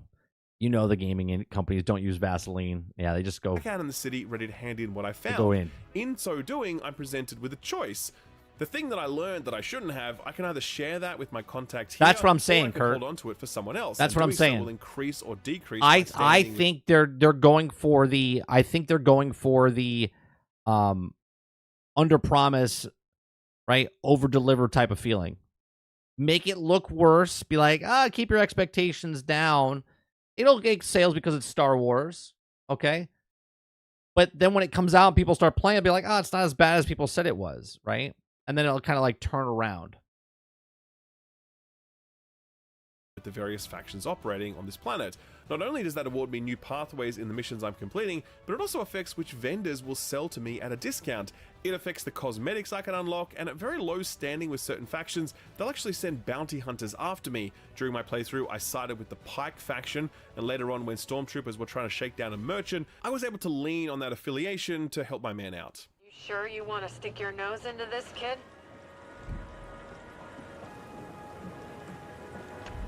Bet the Pikes wouldn't like finding out you're shaking down traitors on their turf. What are you gonna do? Tell them? No, I actually have Gorek's comms. Here, I'll show you. It's PT-969, right? You know what? Forget it. This isn't worth my time. So at this point, I was kind of just free to roll around and do whatever I liked, and so that's what I did. I checked out all the merchants in town, I picked up some side quests that sent me into the open world, I hassled an Imperial checkpoint on the outskirts of town, I rode around on my speeder for a bit, I infiltrated an enemy compound to steal something, I did that speeder race, unlocked an upgrade for my blaster, changed my outfit. It was honestly pretty fun. It was standard open world fodder, but it was nice to be bumping into Imperials and gangsters and helping out civilians where I could. But there was always some jank, and I want to be super clear about that. I did notice enemies bugging out on geometry. I did notice some enemy AI get caught in the alert phase when I was stealthing near them and they just stayed in it permanently. At one point, I chanced upon a little civilian outpost, and the Empire are making trouble for them, so I try to sweet talk my way out of it, but I'm given no warning about what might happen if things don't go my way, and so then this happens. Yeah? Well, do you know that this is private property? I gave them permission for them to fish here. You really expect me to believe that? Worth a shot. What? What? What was the point of that?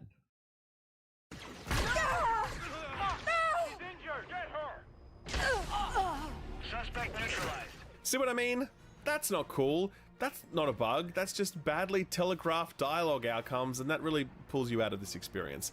And jankiness is definitely a part of the Star Wars Outlaws experience, and so I don't want to obscure that from you. I'm not going to downplay it at all, because I do think that these little frustrations can and will pile up for some people, Yeah. and that despite their best efforts to love this, there are just going to be too many little cracks in the pavement that they're going to trip over. I think the spaceship stuff is a good example of that. I got a small taste of this during the Summer Games Fest build, and I didn't really like it. It just wasn't doing much for me. I spent a lot more time with it here in this build, and now I like it even less. Earlier, He didn't like it before, had more time with it, likes it less. I said that this feels like a mini game, and that really is the best way to describe it. It's extremely simplified flight and combat mechanics. It's picking up space junk for some reason by just flying near it and holding a button. It's getting jumped by random pirates who don't put up much of a fight. At one point, I found a vessel in distress being attacked, so I'm like, okay, sure, sounds good, let's do it. I clear out all the enemies, and I'm like, cool, great job, well done, me. Then another wave comes in, and I've got to do the exact same thing all over again. I really groaned when that happened because it had already felt like such a slog to get that first wave down. That's my problem with No Man's Sky when you do it in No Man's Sky. Ship battle in No Man's Sky feels the exact same way. They come attack you, you take them out, and you're just like, okay, cool, that was fun. But then it happens again, and it happens so frequently, you're like, all right. It's like such a... At that point, you try to fly away because it's better than fighting the guys. I did not want to do another wave. It was an activity that took about 7 minutes, but it felt like 30. Yeah, I know exactly what he means. Yeah, 7-minute fight, and it feels like it's longer. I don't like the space stuff. I really hope it remains highly optional, because if we're forced to do a lot of it, then I can see it being a big problem. Feels the same in Starfield as well. You got another job for me? Guess this is life for us now, huh, Nix? Tell me why I shouldn't have you thrown out of here. So look, I know how this preview sounds. I've complained about facial animations, generic stealth, traversal, and combat. I've complained about some sections feeling too linear, some bugs and some jank, and I don't like the flight stuff at all. So why then am I not just writing this off altogether? Well, I come back to what I said about my response to all of this. The parts of this that were working well enough for me that I was still on board. A huge part of it is the fact that this is the first game since Shadow of the Empire on the Nintendo 64 that lets me live out this kind of scoundrel fantasy. Part of it is the visuals and the setting, which look fantastic, except for the facial animations, of course, we covered that. Part of it is to do with the voice and characterization work, which I was really quite into, and part of it with the storylines, which I did become invested in. I'm also just partial to a bit of generic open world Ubi fodder sometimes. I really am. I love me some Far Cry. I always enjoyed the first 20 or so hours of an Assassin's Creed game. I loved Immortal Phoenix Rising, and of course, I love The Division. Contrary to popular belief, I am not anti-Ubisoft's formula. I just think it wears out its welcome after that 20-hour mark, and that their portfolio as a whole is too focused on quantity over quality, on what's There you go. Quantity over quality. safe rather than on what's innovative. But there are some interesting ideas here in Outlaws. Progression, for example, is my favorite. Instead of your typical progression tree with nodes or whatever, you actually have to track down experts, many of them hidden behind side content, and when you do manage to track them down, they'll teach you what they know by giving you a number of challenges to complete that unlock a new proficiency. Oh, that's like sort of like Star Wars Galaxies back in the day. I'm into that. That sounds like way more fun than just clicking on nodes after I reach level 177. Looking at you, AC Valhalla. I will say though that this extended preview slice did leave me less enthusiastic about Outlaws than did the initial slice that I played. That was a very narrow slice, very curated, and now having seen more of the game, I got to see more of its rough edges. And sure, we're a month from launch, but in game dev time, that's basically nothing. 99% of what I saw will no doubt make its way into the final release, and what I saw was enough to make me go, okay, I like this, but I can see why a lot of people are not going to like it, especially if they are not into Star Wars. Austin edited this video, and as he was editing it, he said to me that this reminds him a lot of the other licensed Ubi massive game that released just last year. Talking, of course, about that Avatar game. That was a very simple game that banked a lot on its setting. If you were into Avatar, you probably liked it. Which I said the Avatar game is the Hogwarts legacy of Avatar. If you like Avatar, then this is a great game for you. right? If you're a Harry Potter fan, Hogwarts was for you. If you like Star Wars, I think this game will be for you. If you didn't give a shit about Avatar, you probably didn't. As a Star Wars fan who's been waiting for this type of game for a long time, I have no qualms telling you that I had plenty of fun with this despite its lack of ambition and its many issues. You will obviously decide for yourself how much all of that matters to you, so I hope this preview has been helpful on that front. Star Wars Outlaws launches on August 30th for PS5, Xbox Series, and PC. I'll be at Gamescom around that time, but I will try to squeeze in a full review at or near launch. Yeah, I think overall, I think the game is. I don't think it's a bad game, but I do believe that they're playing it low because they're trying to push you towards. Because look, if you're a person that's trying to make, how do you get people to subscribe to your channel, right? Like to your service. How do you get it, right? You try to make the value. Here, I'll go back to the very beginning where he talks about it. Okay, how do you get people? How do you get people to go to this section here? Okay. Well, you slowly build up the value. The value is, well, you get the game, but you don't get day one. But if you get Gold Edition, you get the base game, you get the Kessel Run Pack, you get the 3-day early access, right? And you get the Season Pass for 110. And you're like, all right, well, I get all that. But then I get all that and more for the 130. But then you start looking at the stuff, okay? And again, I'm putting my tinfoil hat on. I have no proof of this, but they want it to look worse than it is. They want people to look at this, and the people, I'm going to call you. If you're a sucker and you bought it for 70, or if you bought it for 110, or if you bought it for 140, they got you, which is fine because you want to buy the game anyway, right? It's for everybody else that they don't know. They're like, 70, I don't know if I'm interested in this game. 110, I'm definitely not interested, but it has all this stuff. Oh, wait, I can get all that stuff that's $130 for only $18 a month, and that's where they put it towards, okay? So when people start playing the game and they start looking at this game, they're going to go, look, it doesn't look as bad as they showed it on the early videos, okay? Don't go into the hate, right? And if you're a person that doesn't want to play the game, you don't have to play it. You don't have to buy the game. You don't have to play the game, right? But the people that are on the fence, I'm on the fence. I'm like, there's no way in hell I'm paying $70 for that game. There's no way in hell I'm paying 110 or 140 because I don't even want to pay the 70. So I'm definitely not going to pay double the price. Okay. But for $18, I'll be like, I'll give it a shot. All right. I'll give it a shot.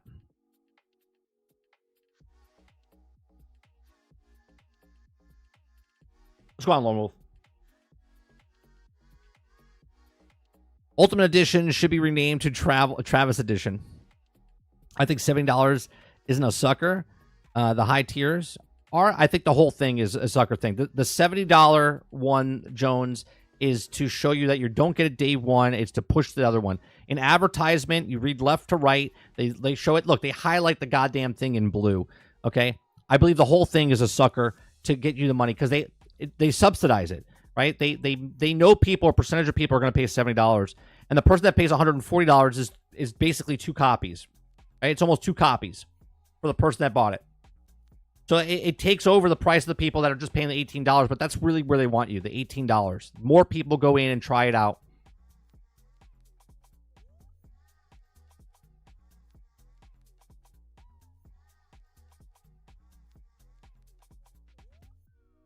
Salty says, I'm rocking on the fence after looking at these previews. I'm the same, but because I'm a content creator, I'm going to get the $18. I'm not giving them $70 for that. And it might be a fantastic game, but what I've seen, I'm not willing to give them $70.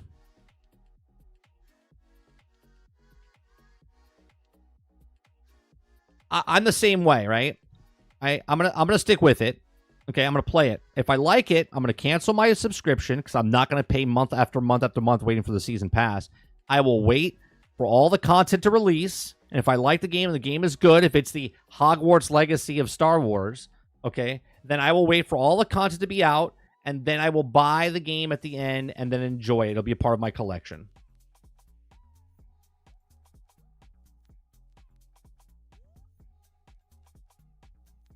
Outlaws should be bundled with Skull and Bones for $249.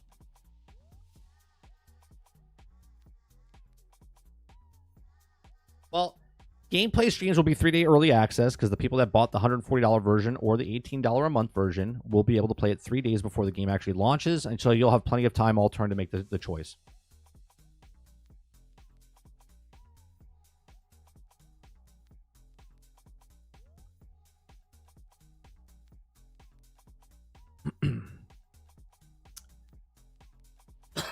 Excuse me.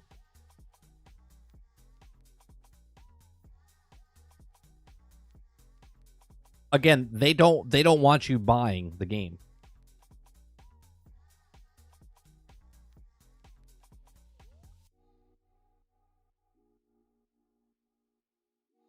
Eclipse says, I'm good. I'll just watch you play at 30.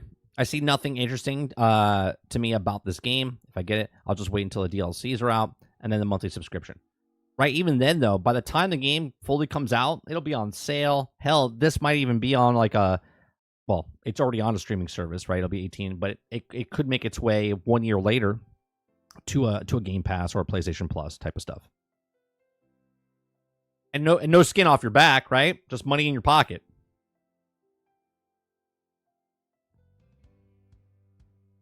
Force Gaming has a video as well. I'm not going to watch that. I think we've heard... Well, here's another thing. I can tell you what your Raptor said, right?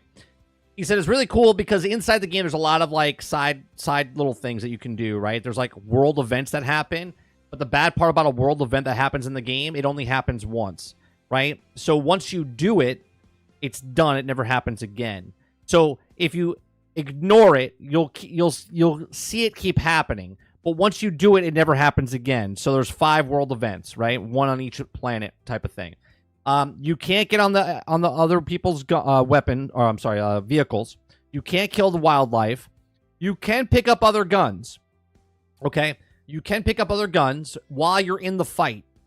But at the end, you can't take the guns with you to use them.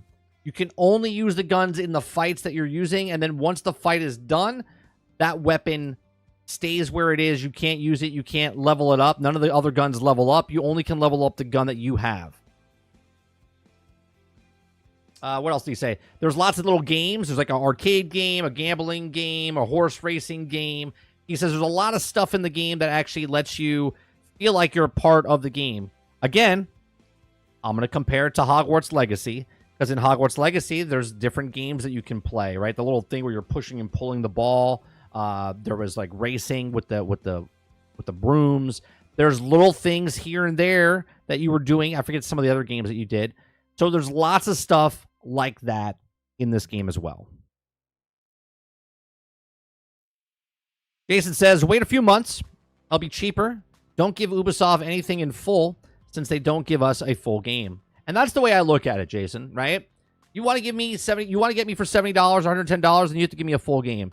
That season pass and stuff is not in the game. And then they're hiding stuff even behind the paywall for the Jabba the Hutt mission, for the bigger edition, for the $90 edition, whatever it is, $110 edition. Right? I'll give you full price when you give me a full game. I will try the $18 if I enjoy it. I'll finish that story, and then I'm not going to pick up thing until after it's done, and all out season pass and whatnot. Salty says, I can predict it already. The mission will be copied and pasted in your rep. It doesn't matter overall, and the story has bounced back and forth your rep easily. Your Raptor talks about the rep system. He says that it's real easy to go up. So there's really no consequences to doing the thing because you'll be able to do all of the factions. Sarge says, this is why the sort of Ubisoft cha-ching, thank you, Star Wars Outlaws. Eclipse says, like, I don't mind if I can't kill the wildlife, but I do mind that I have to hit boxes so you can run into them, and I think it's stupid. Right. Well, I think it'd be more immersion breaking if you just, like, drove through them. Right?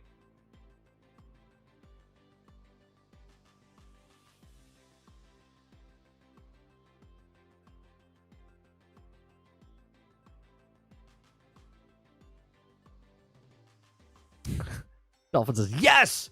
Last Jedi horse racing. The game is saved. Who does give the full games and other games have locked content behind paywalls? Who does give Who does give full games and other games that have locked content behind paid walls?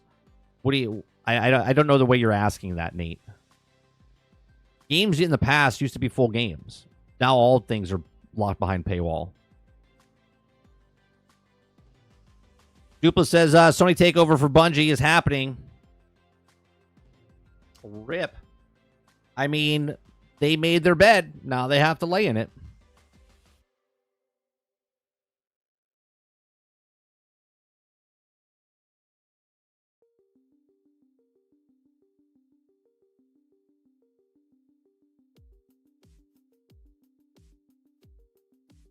Let me see. Is it happening on Twitter?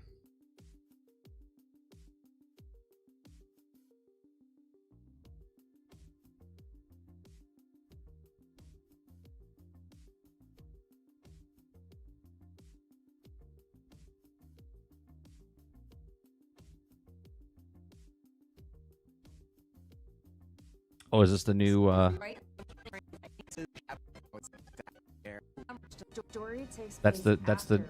that's the new Harry Potter ride that's coming out at the new park they're making.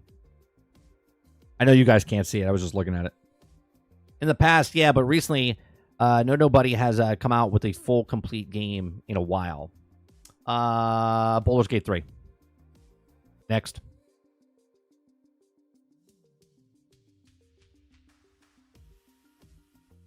Elden Ring. Next.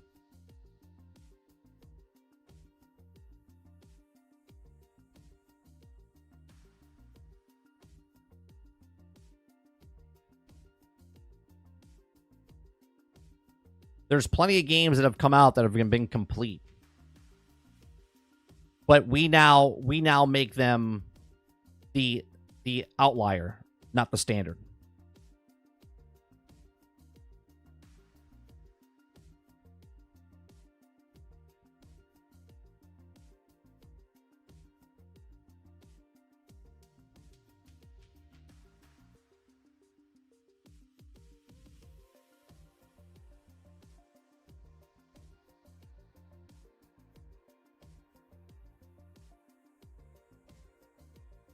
That's not an article. That's just Keeley saying.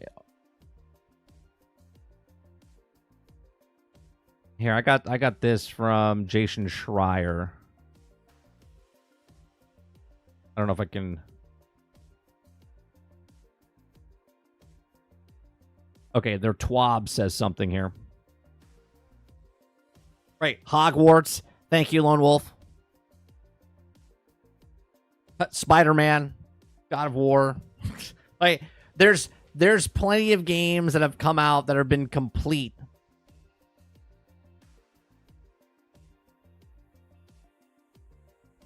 There's a lot of worse games out there that get the deserved praise. Nate, you know what it sounds like you're doing right now? It sounds like you're moving the goalpost. It sounds like you're moving the goalpost. Okay? Because you said there's no games that have come out, and basically now we've named multiple games that have come out complete.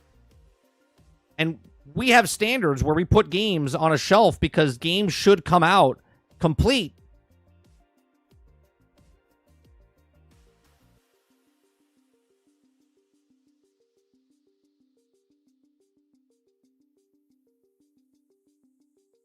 Right? It's not the norm. Because all other games are not complete. And you're like, well, Star Wars, like it has nothing to do with Star Wars Outlaws. It has everything to do with Ubisoft and the games that they're trying to do. It's about the business model of the company. The business model of the company is put quantity in the game, not quality in the game, and then move it on to a streaming service of Ubisoft Plus because that's where they want you to be. Okay?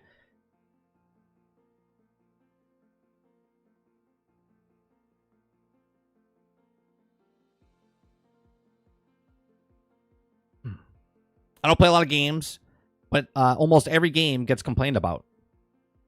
Again, there's plenty of games that don't get complained about because the games that come out complete without microtransactions, without trying to screw you over, where you pay for a game, You pay for the season content, you pay for the DLC, and it comes out 1 year later. It comes out 7 months later. Pay up front, get it later. Broke, buggy, unfinished, sketchy. You don't know what's happening with it. They don't tell you anything. That is the problem. You are taking a particular item and talking about specifically.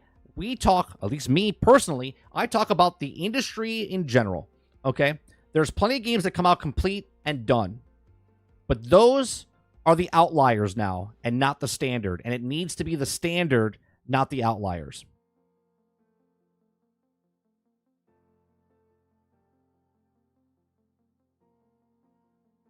Jason says indie games launch complete for the most part. DMX says Stellar Blade. That was complete.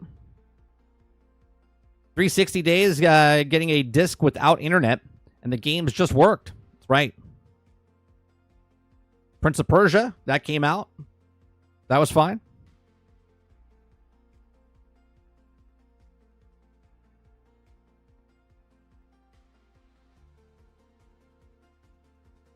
Z says, I think we're not moving the goalposts. I think we've graduated to just breaking the goalposts.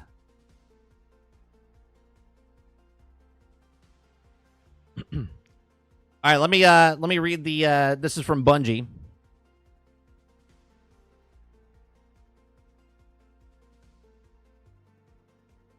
Yeah, like what Krebsy's saying, right?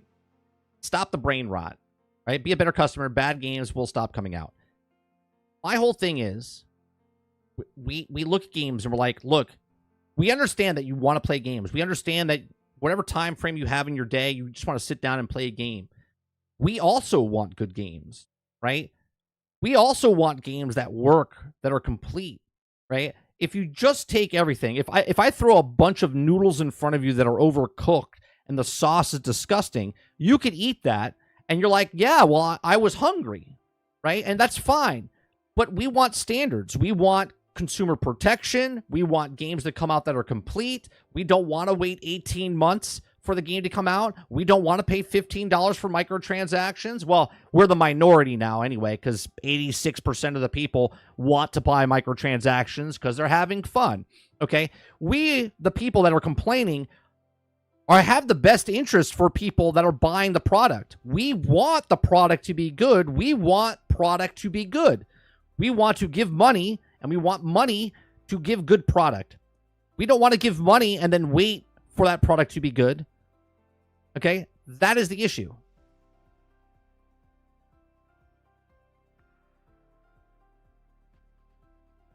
Sarge says 360 games had to release complete because they had no choice. Right. They had to put it on the disc. Kurt says the most important question, 30, do you have the kicker where you smashed his head and kicked the football through the goalpost? Even with the bad games coming out, do your homework before buying. Right. Jason says, just stop buying AAA day one. Problem solved. It's all you have to do. Like, that game will still be there next week. The game that they made will still be there next week. And you know what? It'll be cheaper for you.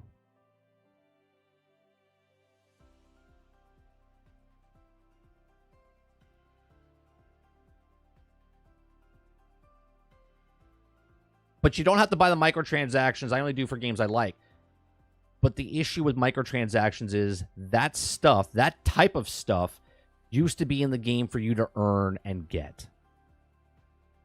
And now it's not. It's now in the game for you to buy because of convenience, because you don't have time to play a game. I'm not saying you personally, but for you to not play the game, and then once you have that, you don't play the game anyway. Because people have more money than time.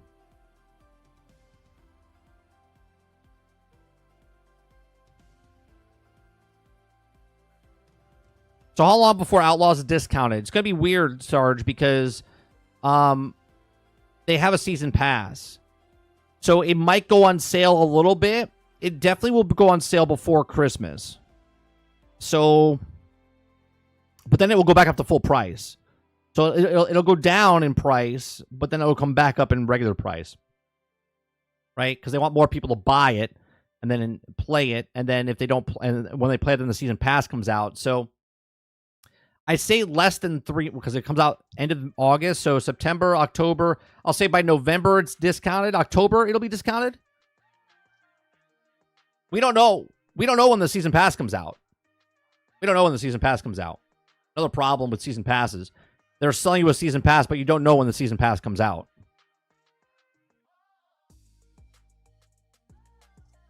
All right, let's talk about the Bungie stuff. Okay. All right, so the new path for Bungie.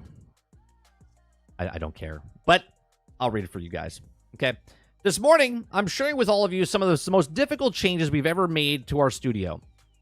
Due to rising costs of development and industry shifts, as well as in enduring economic conditions, this has become clear that we need to make substantial changes in our cost structure and focus development on efforts entirely on Destiny and Marathon.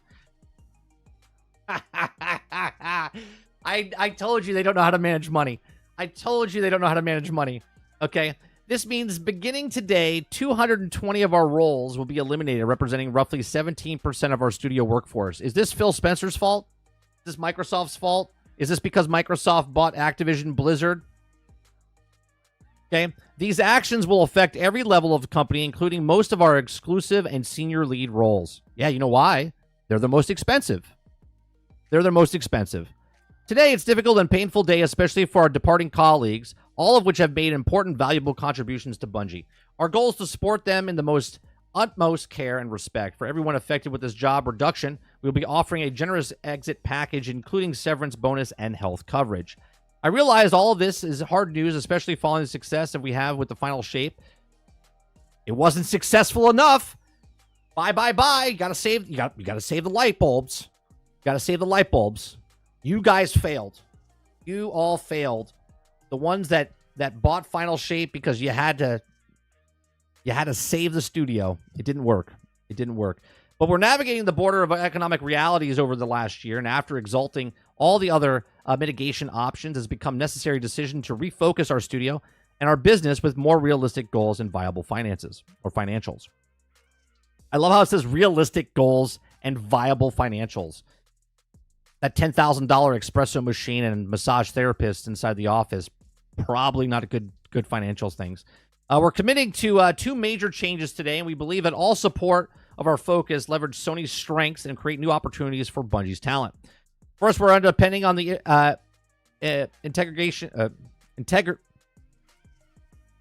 integration. Sorry. First, we're also depending on deepening our integration with Sony Interactive Entertainment, working with integration 155 of our roles, roughly 12% into Sony Entertainment over the next few quarters. And Sony Entertainment has also worked tirelessly with us to identify roles for as many of other people as possible. Yeah, redundancies, enabling us together to save great deal of talent and also would otherwise have been affected by reduction in forces. Now, second, we're working with PlayStation Studios leadership to spin out one of the incubation projects in the action game set in the brand new sci-fi world universe. It formed a new studio with PlayStation Studios continue promising development. This will also take time and tremendous change to our studio. Let us unpack on how we ended up in this position. Important to understand how we got here. Well, we know how you got here. Okay.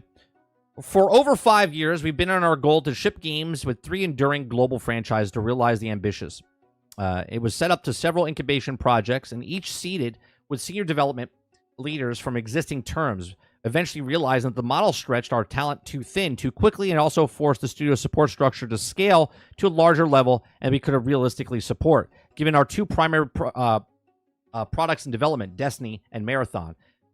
Well, that's because your leadership was terrible. And they couldn't say no, and they didn't tell people did a bad job, and they didn't. There's a whole bunch of stuff there. Okay, the leadership though up in Bungie was terrible.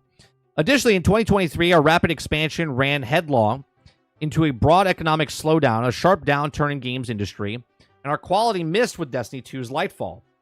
And with the need to give both the Final Shape and Marathon the time it needed to ensure both projects delivered the quality to our players expected and deserved.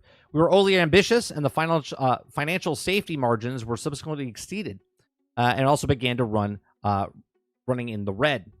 After the few trajectories became clear, we knew that the changes, of course, were speed, and also and we did everything that we could to avoid today's outcome. Even exhausting efforts undertaking across the leadership and product teams to resolve the financial challenges, and these steps were simply not enough. As a result, today we say goodbye to incredible talent, colleagues, and friends, and this will be the challenging time for Bungie. I'm sure you'll be fine. And also need the help of our teams navigate these changes in the weeks and months ahead, and this will be a hard week, as we also know our team will also need to process, to ask questions, and absorb this news. Today, over the news several weeks, we host a team of meetings in town halls to break sessions and private individual sessions to ensure keep the communication open and transparent. Don't you like how they keep the communication open and transparent, but yet they didn't tell you for the last 5 years they were struggling, and they kept telling you that, no, you were wrong for not liking the game, not for them making the products that they made. Okay, Bungie will continue to make great games and still have other 850 team members building Destiny and Marathon, also continue to build amazing experiences that exceed our players' expectations. There'll be time to talk about this in goals and projects, but today, it's not the day. Today, we focus on supporting our people. I always love that jargon where they're like, oh yeah, we feel really bad for firing 220. Our thoughts go out and prayers go out to them. Should have thought about that before you fired them. But hey. Scruffy says, then this Bungie stuff, Pete and the other executives didn't know how to run a company, and now those in power are fighting each other, and those below them are taking it out as collateral. That's exactly right, Krebsy. That's exactly right. Pete Parson went private on Twitter. That guy needs to go. Upper management is absolutely horrendous at Bungie. This was released today, yes. Yep. Blah, blah, blah. Too many gold yachts. Kurt says, I barely have 2 hours a night to play games. I just don't have time to play this junk or what on a game they get to get fixed.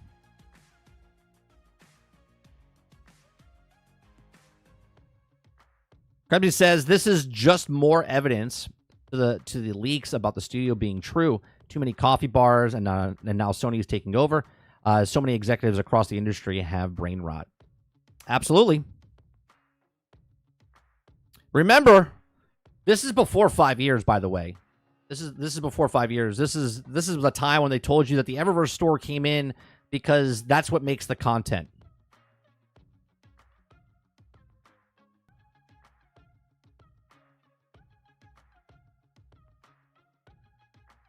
Hiroki Totoki said that they don't know how to make money. It sucks, but Bungie did this to themselves. He's not messing around, and Jim Ryan says, I'm getting the hell out of here. Not blaming me for this. Yep. Krebsy says, but over the last year, 300 or 25% of Bungie has been sacrificed to executives can stay in power. Who caused the problem? Hey, y'all didn't buy enough of the damn 3D printed towers to get to work, people. Yeah, get to work, people. Dolphin did his part. Dolphin did his part.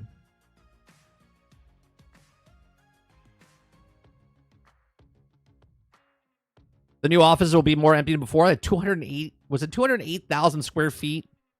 208,000 square feet.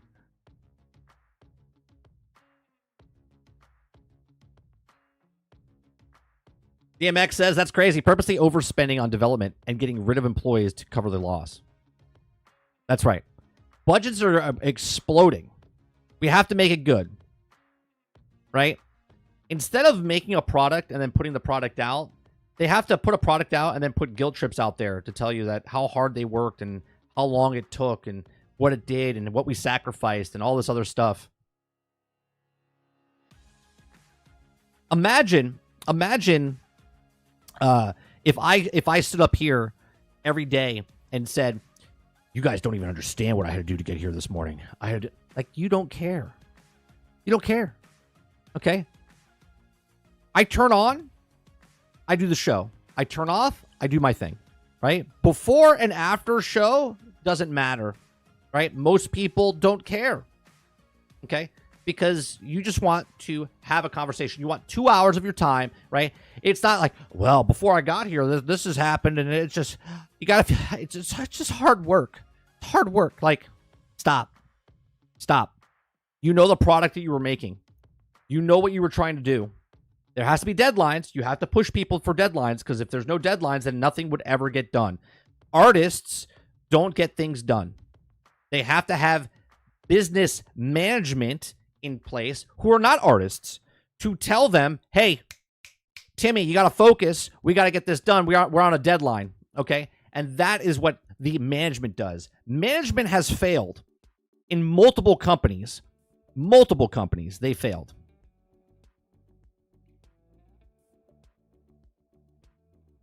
Z says, just like my job here in the middle, and the senior management answers to no one until it's too late. Right. Altern says the real question is it finally Bungie's fault or Sony's fault? Because, you know, Bungie's never doing anything wrong. Oh, no, it's never Bungie's fault. No. This is definitely Sony's fault. If it wasn't for Sony, Bungie would still be overspending. And this is why Bungie always wanted to be by themselves, but could never do it. Why? Don't you find it weird that they left Microsoft, left to start their own thing, teamed up with Activision, lost it to Activision, had to buy it back from Activision, went off on their own, and then Sony, right? But before Sony bought them, they had to take money from somebody else because they spent way too much money. Ford has the tower too. Tower, or Ford, thank you for doing your part. Thank you for doing the part for Bungie. They needed you. It's like a telethon. Okoki says, Jim Ryan is to blame for this for sure. The acquisition was to approve under him and was pushing for the live service games, and that bubble is bursting now. Jim Ryan didn't want to do live service games. Jim Ryan didn't want to do live service games. That's why he got the hell out. He didn't want to do live service games.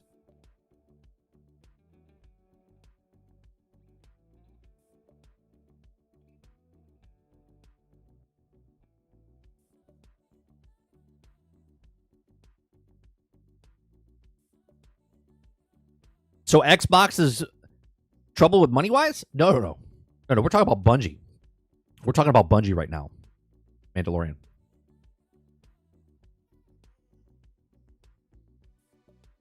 No, Microsoft is fine with money.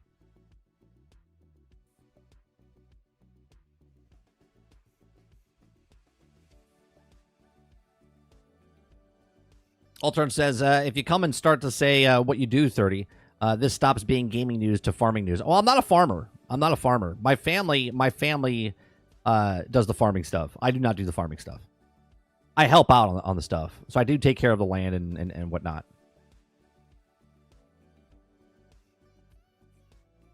Sarge says, but, what about the other game? Bungie are supposed to be working on it. The advance. Oh, they said it. They said they're working on it. They're working on a Marathon, right?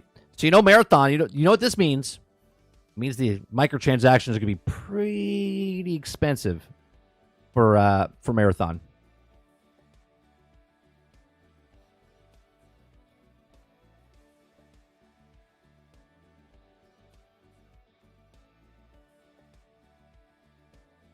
Amazing.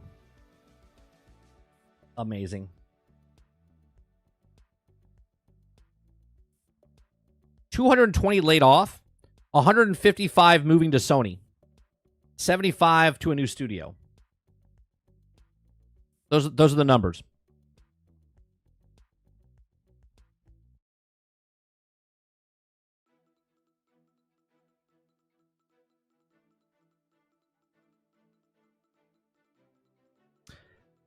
Mando says, Outlaws flop or succeed from the backlash it got? I think it'll be fine. I don't think, because of the $18 a month, we won't ever know like the sales numbers because Ubisoft doesn't want to sell that. If it does really good for the pre-orders, they'll tell you how many people are playing, or 200 million people, or 2 million people bought it, whatever. They'll tell you stuff like that. I think the game will do fine. I don't think it'll bomb. I think it'll be fine. It'll be the Avatar. It'll be whatever type of game it is. I don't think it's going to sell 20 million copies, but I also don't think it's going to sell like 2. Krebsy says, I offer you 200,000 square foot expansion in exchange for 300 people being fired and Sony takeover. Pete, fair trade? 220 people laid off, just fucking disgraced. Yeah, I'm sure Phil Spencer did something wrong here. This is why Bungie got laid off by Sony. Yeah, the NetEase deal they had. Yep. Bungie has a third game code named Payback, which was, I think, Sarge is talking about. Oh, is there another game that they're working on forward?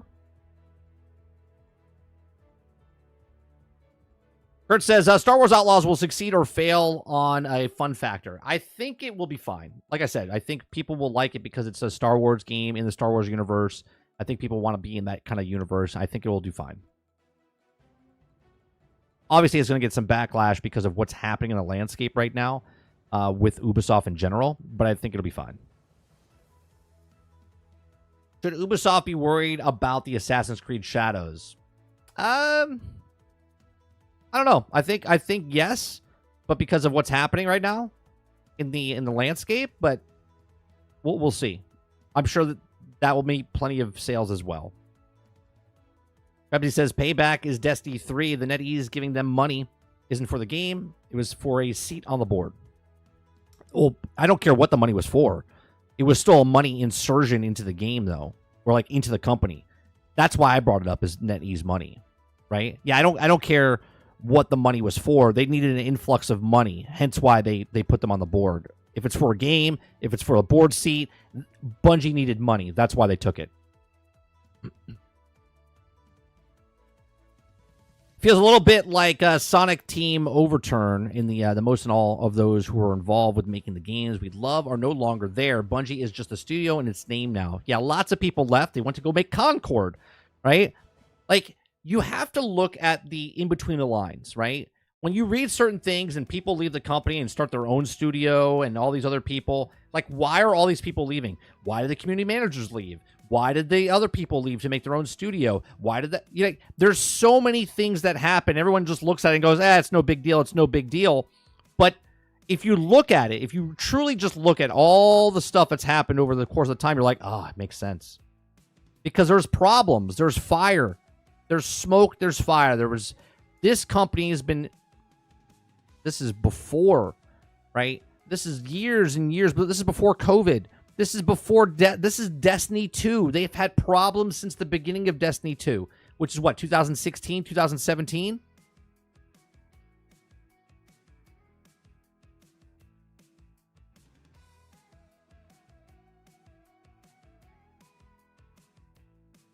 Is 220 more than 2 studios Microsoft close? Better be headlines for this. No, there won't be. There won't be.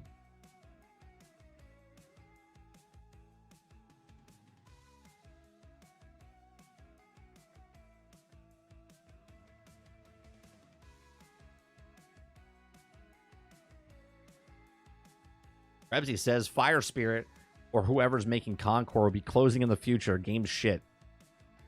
We'll see. We'll see. I think the game looks kind of subpar, Krebsy. But the problem with that game we talked about yesterday, and I don't think you were here. I don't know if you watched the past broadcast. It was 2 days ago. I said that the problem with that game is it's a $40 price tag in a world, in a scene where all the other games are free to play. Right? Free to play games up against a $40 game doing the exact same things that game's doing.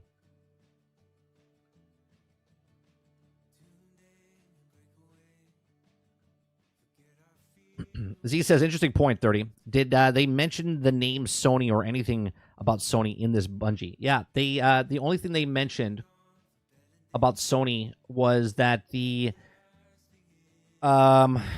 just says that Sony is helping them, right? They brought Sony's strengths in.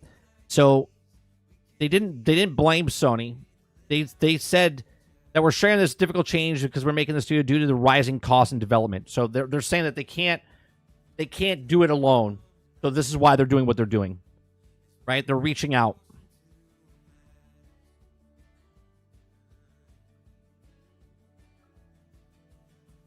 Robert Jones says there'll be a ton of articles.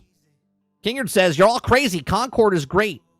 Kingard, you're telling me you would rather pay $40 for a PvP game where all the other PvP games that are out there right now are free to play? X Defiant? You would rather play Concord than X Defiant for $40? I'm just saying. There's plenty of games just like Concord that are free to play, and Concord's coming out at a $40 price tag.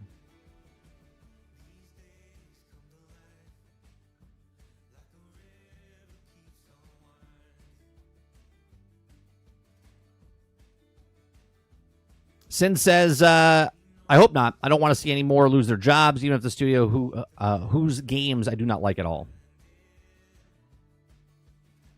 Right, no blame to Sony. I'm just saying someone's going to be protecting this one. Oh, absolutely. Absolutely. Yeah, there's no blame to Sony.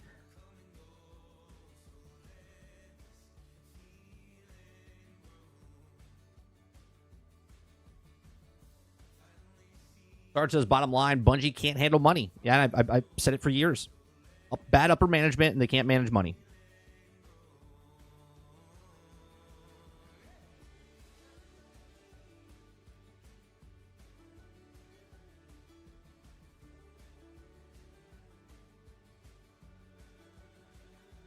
Jones, you saying that you're going to play them all doesn't save it, right? It doesn't save it. We understand that you like the games and you're going to play it. We're talking about the landscape. You guys think that I'm talking about like I hate Concord because I hate Concord. No, I think Concord is bad because of the landscape of the gaming industry that it's in right now. $40 game coming out in a free-to-play world.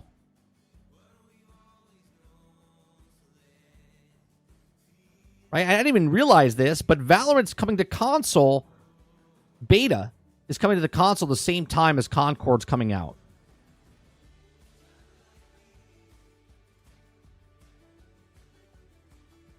Ingrid says, sarcasm.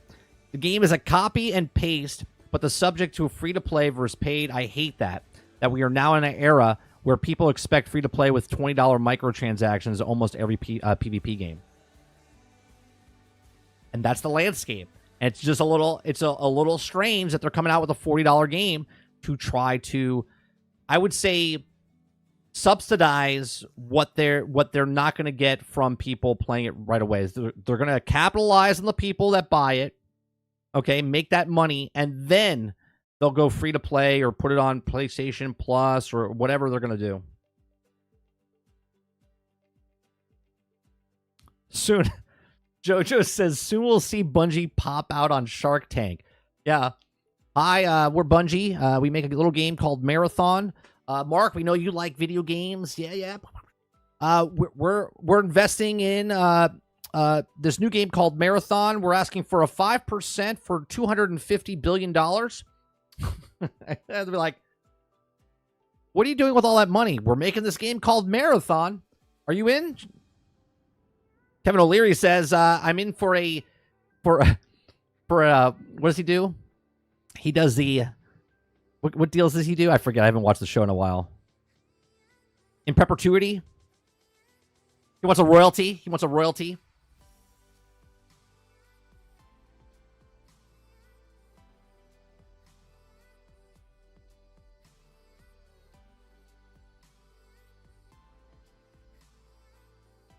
Krebsy says, then Outlaws and AC Shadows fails. Bet you see 4-digit layoffs for Ubisoft next year. See, they bought because they would also be cheap. Sarge says, Kinger, you need to use the trash emote when you're sarcastic in here. Otherwise, it gets heated very quickly. Says, I would 100% rather play Concord over to X Defiant, but hear me out. Only because Concord doesn't have the cringy spam sliding jumping nonsense. No, it has cringe and other form factors. Valorant beta is already available. No, Chris, what I'm saying is it's like next week Concord comes out.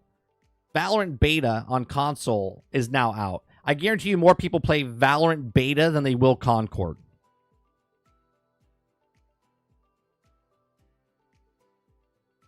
Jones says, I think they're done updating Rogue Company, but there's still a small player base and returned every now and then.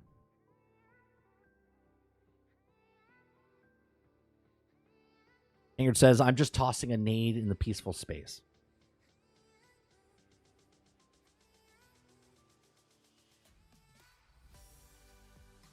Coffee bars are expensive. Yeah, it all depends on what type you get.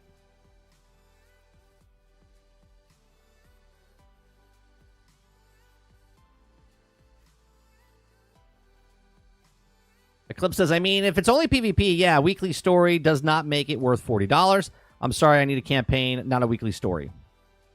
That was one of the problems with Destiny. Here's the best part. Are you ready for this? The people that made Concord worked in Destiny. They worked on Destiny where they were trying to make weekly content and failed. So those people left Bungie, made their own studio, and now they're making their own game where they're having a weekly story. What do you think's going to happen? Do you think they're going to keep up with it? I don't know. Call me crazy. Call me crazy. But the people that worked for Bungie that couldn't keep up with the story content left Bungie to start a game where they're now doing weekly story content in a game. But who knows? Who knows? Altern says people will be fired in Ubisoft either way. It doesn't matter if the game succeeds or not. People would get fired just to get those numbers up.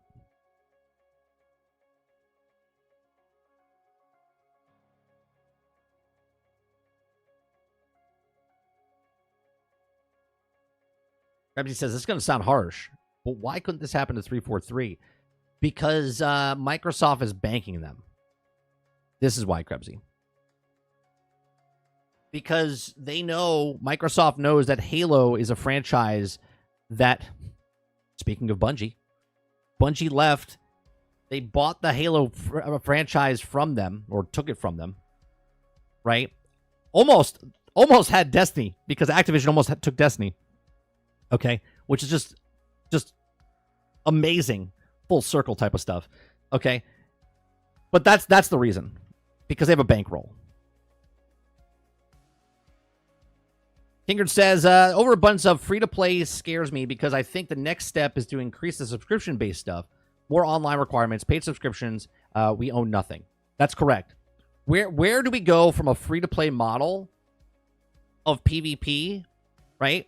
Concord, if Concord came out in a landscape where everything was paid $40, I think it would have a chance. But because the games like Apex Legends and Fortnite and Warzone and XDefiant and Valorant and the Finals, all these other games that come out that are like free to play, it doesn't fit. Now the future of PvP games, where does it go? Because they're all free to play. So now you coming out of the gates, you're starting a brand new company and you have to make a game that's free to play to compete with the other free to play games. Unless you're doing something completely different where you make the value where someone goes, oh, it's worth $40. Do they start putting single-player campaigns back in the game? I have no idea.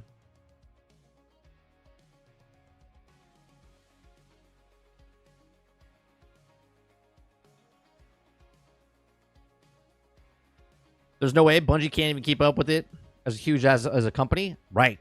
So we'll see what happens with the storytelling and stuff inside Concord. Kingard says, I prefer a $70 game with $2 to $3 microtransactions over free-to-play with $20, $40 microtransactions.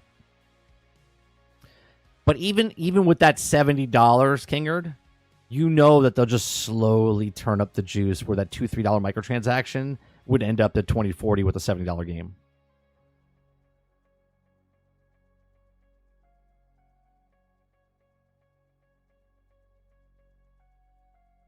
Z says, Microsoft created 343 with the help of Bonnie Ross, and then Bungie left. They can't let that studio die.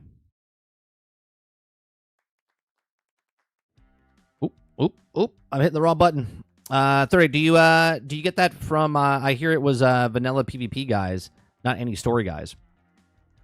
My point being, Jones, is that the people that worked for Bungie that couldn't keep up with the story, so now the company that. My point is the company that made the game, that knew that the story content, how hard it was to make weekly content, now went on to make their own studio to make weekly content for the thing. I'm not saying that the developers or the storytellers. I'm saying they knew how hard it was. We know that from Bungie talking about how hard it was. And now I'm saying that these people now started another studio. Now they hire other story content creators, whatever, to come in. but it's still going to be super hard because they know it was already hard for a studio of that size and that caliber.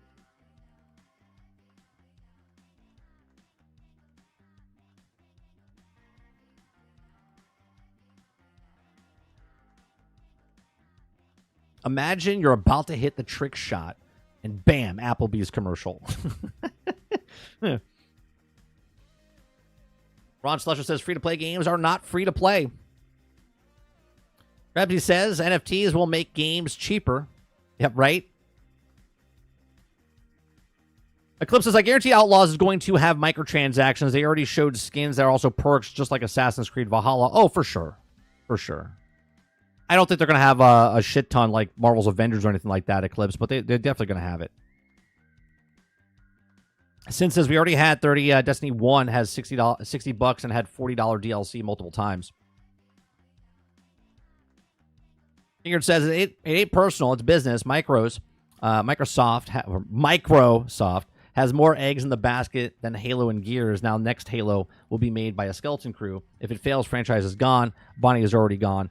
I don't think the franchise will ever die, but I do think I think what happens is if the next Halo fails or does exactly what Infinite did, then I think they just kind of like go back to the drawing board type of thing.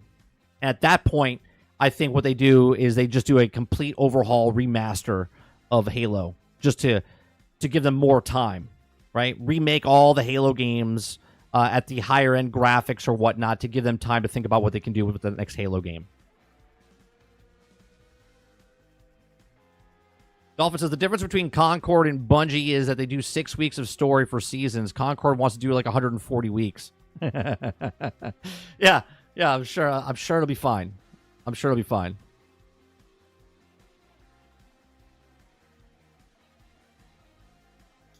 Let's not forget that Bungie lost many of its most experienced staff. Maybe they're going to go over to Concord. Maybe they're going to all go over there, Sarge.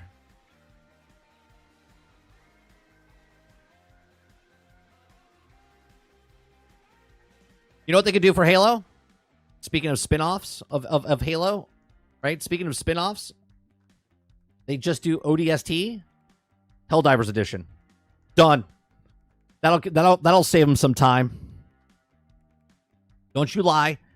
Those of you that are Halo fans would 1,000% play Helldivers ODST over Helldivers itself.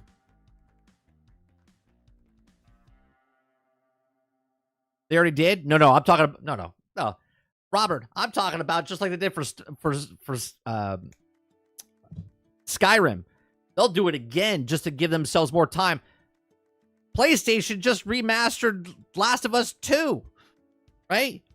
They'll do it again and again just to give themselves some space and time to rethink what they're going to do. Master Chief, that's old news. They'll just redo the Master Chief collection again.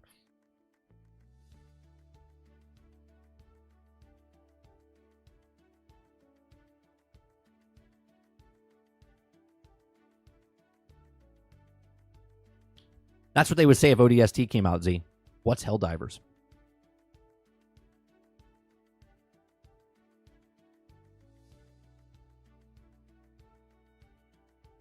Absolutely, they would do it again and again. Because that's the minimal viable product. They know there's a fan base for it, and they could just keep milking it. They could just keep milking it. Oh, shit, it's 1 o'clock. All right. I got to go. And just as the conversation's getting good. We do this Monday through Thursday from 10 o'clock in the morning till noon Eastern. I do appreciate you guys coming out and hanging out with us. Give me 1 second. I got to check and see if an email came in. No response yet. So tonight we're going to be playing some video games. Tonight, I don't know if Sarge is back and ready to play. We usually do Shooting the Shit with Sarge. So we could play The First Ascendant. We could play Star Wars Battlefront. We could play something. I'll get with Sarge later and see what we're playing. But tonight, 8 p.m. Eastern, we play some video games. Shoot the shit with Sarge. We can have a back and forth conversation and whatnot, as always. Appreciate it very much. I'm gassy. I gotta. I have a soda. We'll be back tonight, 8 p.m. Make sure you hit that like button. Let's see, hit that subscribe button. If you'd like to go above and beyond that, become a member as little as $5. Again, we do this Monday through Friday, open forum type of conversation. We have this new little thing here that we can, like Sin will bring it up. A team of Osiris ODST like Halo game would be so boss, in my opinion. It could also be a new recruit trying to get your stripes to each respect of the, right? Saying, be great. We have interaction chat. I bring up what I'm reading so you guys can see it on the chat, on the board. So I appreciate it very much. You guys have a great rest of your afternoon. I'll see you guys on the next one. Peace.